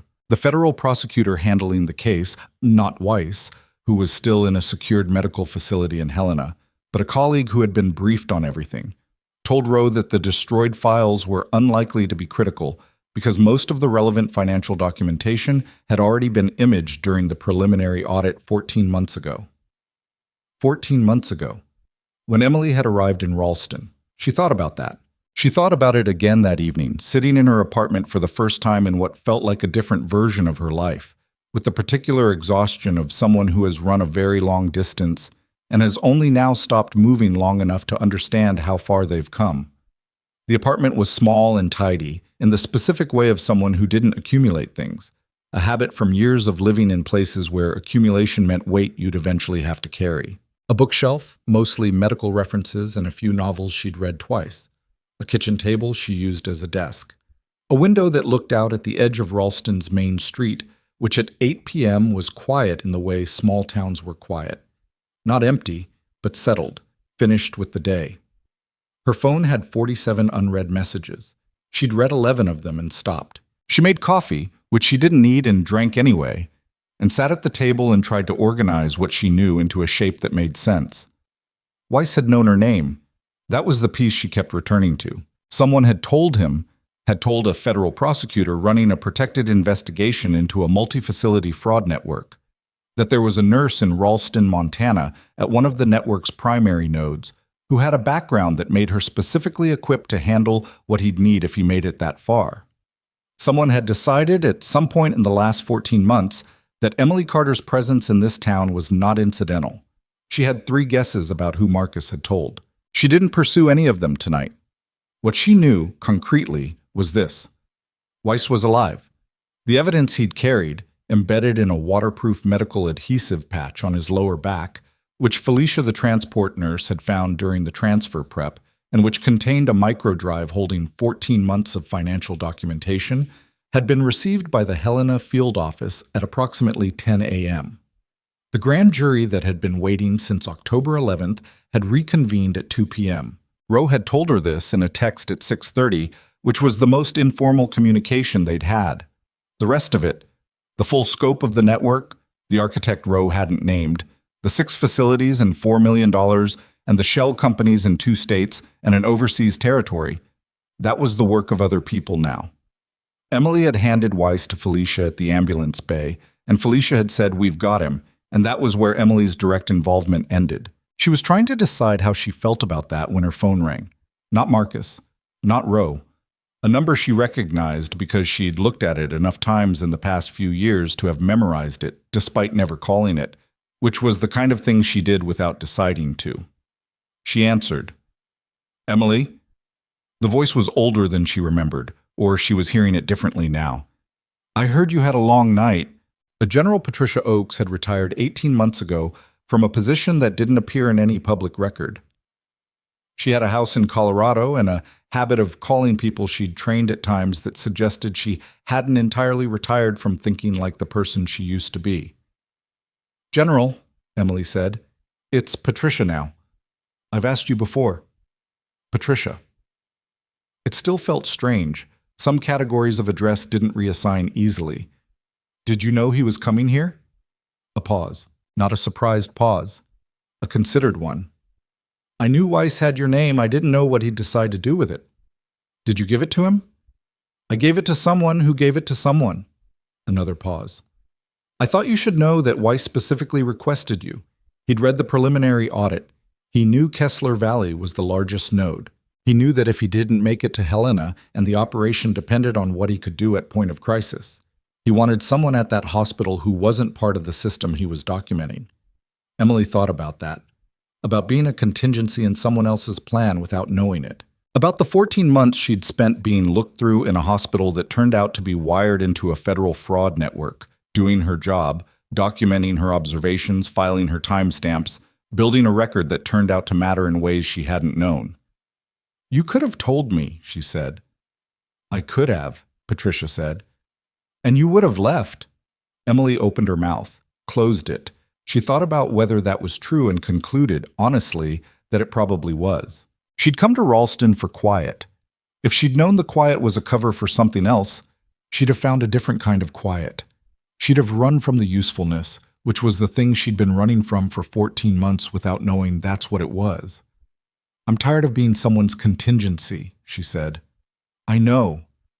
Patricia's voice was even, not apologetic, but not dismissive. "That's not what I'm calling to offer you." Emily waited. "Steele filed a request this morning to have your service record reviewed for a consultancy position. It's not military, technically. It's a joint medical oversight role that works with both federal investigators and military medical teams. It's based in Helena. It's not classified, which means you'd be visible in a way you haven't been." A pause. "It means people would know who you are and what you've done." Emily looked at the window. The main street of Ralston, Montana. Quiet and ordinary at 8 p.m. The edge of a life she'd assembled from components she'd chosen for their smallness, because smallness had felt for a while like safety. I don't need people to know, she said. I know you don't need it, Patricia said. I'm asking if you want it. She didn't answer immediately. She sat with the question, which was not really about the job or the title or the visibility.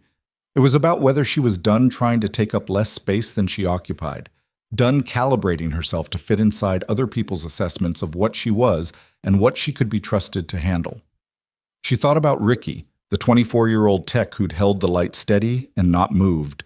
She thought about Garrett, who'd gone to find Roe when she asked him to. She thought about Weiss in his car on a service road, injured and running out of options, making decisions about who to trust with the last available calculation he had. She thought about herself at 2:47 a.m., watching 8 soldiers come through a rain-streaked window, knowing before any of the conscious analysis caught up that she was the only person in that building who understood what was walking through the door. She hadn't been a contingency then. She'd been a fact. I'll think about it, she said. That's more than you usually give me, Patricia said, and ended the call. The public part of it began 3 days later and was messier than Emily had expected, which meant it was approximately as messy as things actually were, and she'd been wrong to expect otherwise. Richard Vance was formally arrested on October 17th. The charges filed against him were read in open court: obstruction of justice, evidence tampering, conspiracy to commit wire fraud, and 1 count of attempted second-degree murder. The chart entry, framed through the lens of what the compound would have done to Daniel Weiss's system and the specificity of knowledge required to construct the intervention. His attorney, Gordon Fisk, was arrested the same morning on separate charges related to his role as a communications conduit between Vance and the network's operational layer. Fisk's arrest happened at his office in Billings, which meant it happened in front of his staff and his clients' representatives, and by noon it was on the local news, and by 4 p.m. it had been picked up by 2 national outlets. Emily watched none of this in real time. She heard about it from Roe, who texted her a case number and a court date and the words "you'll be called as a witness," probably February, in the same message. She was at Kessler Valley when the news broke, because she was still scheduled for shifts and she showed up to them because patients were still sick, regardless of what had happened to the administrator. The nursing station had a different quality to it now. Not warmer exactly, but less pressurized, the way a room felt when a sound you'd stopped consciously noticing finally stopped. Donna Pruitt managed the floor with the same practiced efficiency as always, but she spoke to Emily directly now, asking rather than directing, listening to the answer. It was a small adjustment. Emily noticed it. Dr. Holt was harder. He was not a corrupt man. She'd had time to establish that clearly. And it mattered to her because painting with a wide brush was the kind of imprecision she disliked in clinical contexts and in people reading both. He was a man who had been complacent in his own authority, who had used condescension as a management tool for so long that it had become structural, part of the way he moved through his working day. That didn't make him guilty of anything except being the particular kind of doctor that hospitals produced in abundance: competent, defended, and slow to update. He stopped her in the corridor on October 18th, the day after the arrests. "The fragment extraction," he said. "What you did." She waited. "I've been thinking about the improvised retrieval." He said it with the careful cadence of someone who was working against an instinct. I don't know the procedure you adapted it from, but the principle was sound. Given the contraindication, it was the right call.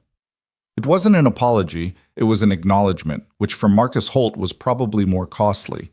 She took it as such. "Thank you," she said. He nodded and walked away, and they both let it be what it was. On October 21st, the hospital board convened an emergency session. Emily was not in the room, but the outcome reached her through the official channel, an email from the interim administrator, a woman named Dr. Carol Spence, who'd been brought in from the Regional Health Authority and who communicated in the direct, unsentimental style of someone who'd been cleaning up after other people's disasters for a long time.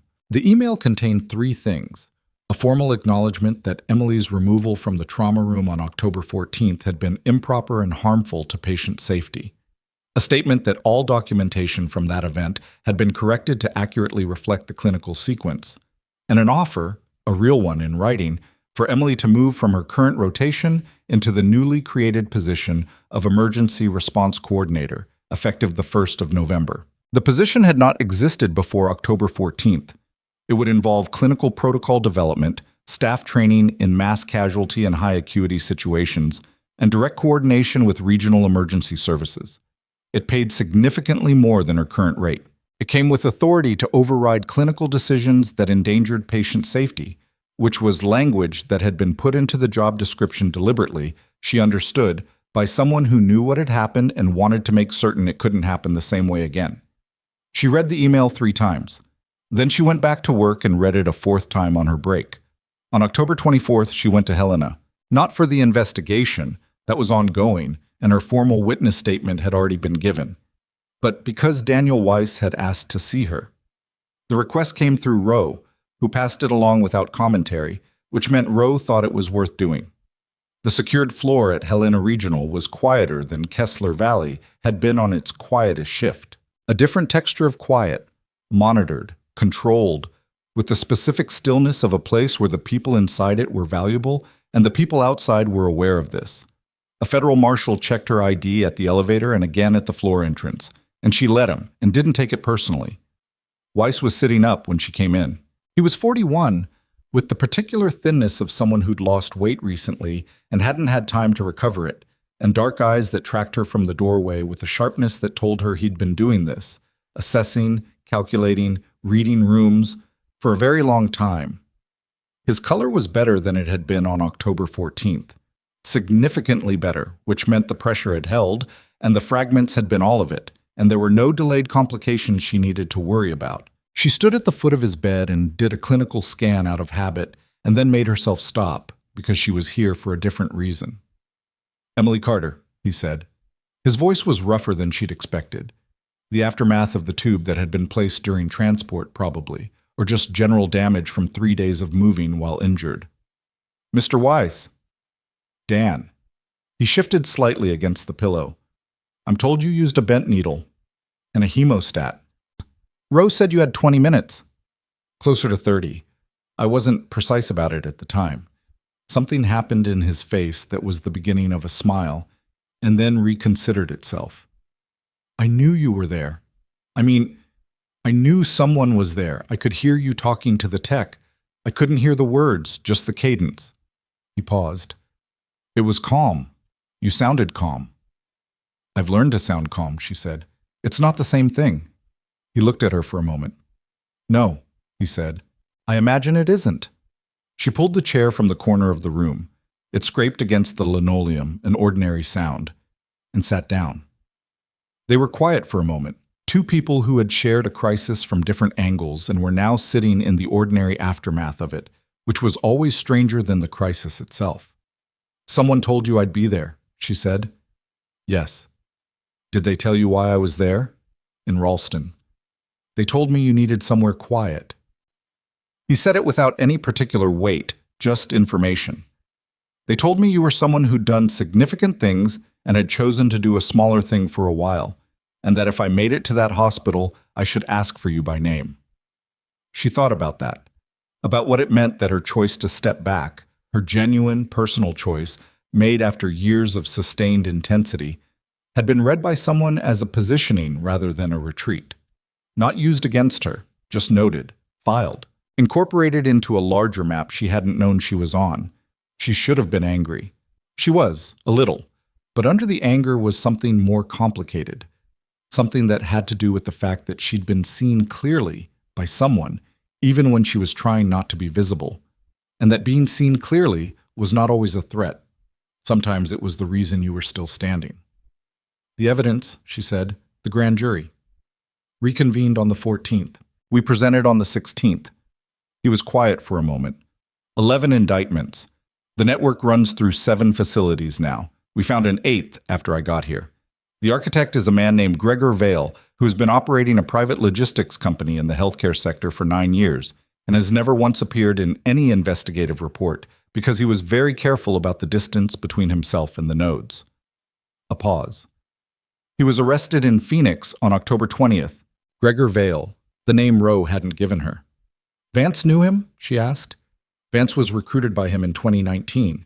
He'd been in financial difficulty, bad investments, a divorce that cost more than he'd expected, the usual. Weiss said the usual with the tiredness of someone who'd seen enough corruption to recognize its ordinary origins. Vale identified him as a useful node operator and brought him in. For 4 years, Vance ran the billing irregularities through Kessler Valley's procurement system and took a percentage, and believed, I think, that he was protected. That Vale's distance from the operation protected everyone beneath him. Until you got close enough to the documentation to prove the connection. Until then, yes. He looked at the window. And then I became a problem that needed to be solved. And Vale's solution involved making me disappear before the grand jury date. And I spent 3 days making decisions about which risks were acceptable and which weren't. A pause.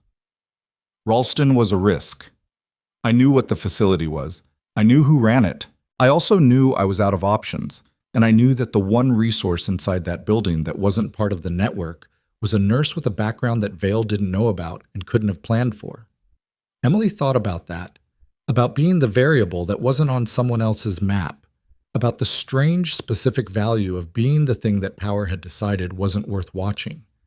What happens now? She asked. Not about his case, she meant for him, in the particular immediate sense of a patient she'd treated.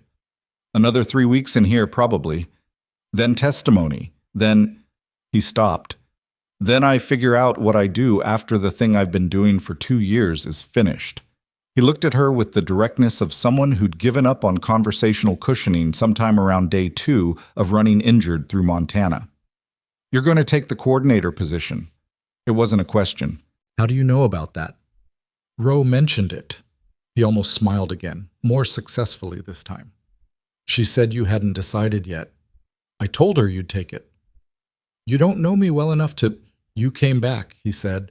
At 6:49 in the morning, after a full shift, after being escorted out of a trauma room, after being told through a phone call to stay away, you badged back in. Not because someone ordered you to, not because it was procedure. He paused. You came back because you didn't know how to leave something unfinished when you had the capacity to finish it. She looked at him. That's not someone who's going to keep choosing small, he said. The room was quiet. The monitors were quiet. Outside the window, Helena in late October was doing the particular gray sky thing of northern cities in autumn, steady and unhurried. She didn't say anything, but she didn't argue, which for Emily Carter was more or less the same thing. She took the position.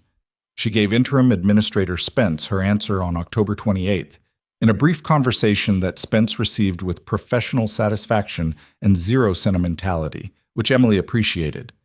There was a formal announcement sent to hospital staff on October 30th, 2 paragraphs that described the new role and named Emily as its first occupant. She read it once. She didn't keep a copy. What she kept, instead, was a small piece of understanding she'd arrived at somewhere between October 14th and October 28th, in the gaps between the formal statements and the radio traffic and the conversations with Roe and Patricia and Weiss. It didn't have a clean shape. Understanding rarely did in her experience, but it was real, and it stayed with her. She had spent 14 months in Ralston trying to make herself small enough to be left alone. She told herself it was what she needed. She'd told herself the noise and the significance and the sustained intensity of what she'd done before had cost her something she was recovering. And some of that was true. She had been tired, in a way that went past sleep, and she had needed something quieter than what she'd had. But somewhere in the management of her own smallness, she'd confused diminishment with rest. She'd taken the fact that people looked through her and translated it as permission to look through herself. She'd heard 14 months of subtle dismissal and not always successfully separated it from an internal voice that sometimes agreed with the dismissal, that sometimes wondered if the things she knew and could do were artifacts of a context that no longer existed. And then a man had come through an ER door at 2:11 in the morning with a story that didn't match and a tattoo that did, and she'd known immediately, without doubt, in the specific way that real knowledge lived in the body before it organized itself into language, she'd known what she was looking at. That knowledge had been there the whole time. The 14 months and the bad coffee and the sideways looks and the administrator's dismissal hadn't touched it. It had been inside her, intact, waiting not for permission, but for a reason. She thought about Ricky, who had held the light steady. She thought about Garrett, who had gone to find Roe without asking for an explanation. She thought about the motivational poster in the break room, the mountain that looked like an obstacle, and thought that maybe the problem with motivational posters was that they tried to tell you something from the outside that only meant anything when you arrived at it yourself. Nobody could tell you what you were worth. They could dismiss you, which Vance had, and they could recognize you, which Steele had, and they could need you, which Weiss had. But none of those things were the same as knowing it yourself. And knowing it was the part that didn't come from being told. It came from the moment you reached for the bent needle. It came from the moment you stopped apologizing for the space you occupied and just used it. Richard Vance pleaded not guilty on October 29th and was remanded without bail. His medical license, held since 1994, was suspended by the Montana State Board of Medical Examiners on November 3rd pending the outcome of the criminal proceedings. The suspension notice was public record. Gordon Fisk surrendered his law license in a separate proceeding on November 12th as part of a cooperation agreement that his attorney negotiated with federal prosecutors. The terms of the agreement were sealed. Gregor Vail, founder of Vail Healthcare Logistics, was indicted on 47 federal counts on November 18th. The indictment ran to 63 pages and named 12 co-conspirators across 7 states. 3 of them had already entered plea agreements by the time the indictment was filed. These facts arrived in Emily's life in the way that consequences of large things arrived, at a distance, through official channels, without the drama of the night they'd been set in motion. She read the case updates when Roe sent them, which Roe did with a consistency that was its own kind of communication. She filed them. She kept working. On November 1st, she ran her first training session as Emergency Response Coordinator. 12 staff. Conference Room B, which smelled like old carpet and someone's lunch. She'd prepared material for 90 minutes and ended up running 2 hours and 20 minutes because the questions were better than she'd expected and she preferred genuine engagement to keeping to a schedule. Donna Pruitt was in the room. She asked 2 questions. Both were good. After, she was gathering her materials when Dr. Kearney stopped at the door. "Where did you learn the improvised retrieval?" Kearney asked. She'd been waiting to ask. Emily had seen her holding it since mid-session. "The bent needle adaptation." "Someone who'd done it in worse conditions than I have," Emily said. "Is it teachable?" Emily thought about Wes Taggart, who had said that improvisation was a discipline and had been right. "Yes," she said, "but not in 90 minutes. Kearney nodded. "Next session, then?" Emily said she'd put it on the schedule. On November 14th, exactly 1 month after Daniel Weiss had been brought through the ER doors at 2:11 in the morning, Emily received a formal letter from the office of Commander Steele, now identified as Deputy Commander of a Joint Federal Military Medical Oversight Task Force based in Helena. The letter was brief, professional, and contained a formal commendation for her actions on October 14th, signed by Steele and countersigned by 2 names above his that she recognized and had not expected to see in print. The commendation did not describe the classified elements of what she'd done. It didn't need to. What it said, in the measured language of official recognition, was that Emily Carter had acted with exceptional competence and judgment under conditions of significant pressure, had prevented a serious harm to a protected federal witness, and had demonstrated the kind of clear-eyed courage that formal credentials couldn't confer and formal dismissal couldn't remove. She read it once, in her car in the hospital parking lot, in the gray November light. Then she folded it carefully and put it in the glove compartment, not because she didn't value it, but because she'd learned something about the difference between recognition and validation. Recognition came from outside and confirmed what was already true. Validation came from outside because you were looking for something outside to make the inside feel like enough. She didn't need the second thing anymore. She'd stopped needing it sometime around 2:44 a.m. on October 14th, in a trauma room where she'd looked at imaging that confirmed everything she'd already known and understood in one cold, clear moment that being right mattered more than being believed, and that being useful mattered more than being seen, and that the only person whose estimation of her capabilities had ever been fully accurate was herself. She started the car. Ralston's Main Street was doing its evening thing, lights coming on in the diner, 2 trucks at the fuel stop, a dog. Someone had unleashed walking with complete confidence down the center of the sidewalk. Ordinary. Modest. Hers, at least for now, at least for as long as this was where the work was. She thought about what Patricia had said. That's not what I'm calling to offer you. She thought about what Weiss had said. That's not someone who's going to keep choosing small. She thought about Ricky, who had held the light steady in the worst 31 minutes of Emily Carter's professional life and hadn't moved and hadn't made a sound, and who had been excellent at his job in a room where someone was trying to decide if the same was true of her. She pulled out of the parking lot. She had a 7 a.m. shift tomorrow. She had a training module to finish for the session after next. She had a commendation in her glove compartment and a bent needle retrieval technique to teach a doctor who was genuinely curious and a hospital trying to become something better than it had been. It wasn't a clean ending. There was no clean ending to the kind of thing she'd lived. There was only the next day and the work in it, and the accumulation of days that eventually told you, looking back, who you'd decided to be. She'd decided. She drove home through the Montana evening, and the sky above Ralston was the particular dark blue of a clear night coming in, and the mountains at the edge of town were just visible against it. And they looked for once exactly like what they were: large, real, permanent, and entirely possible to move through if you knew the route. She knew the route.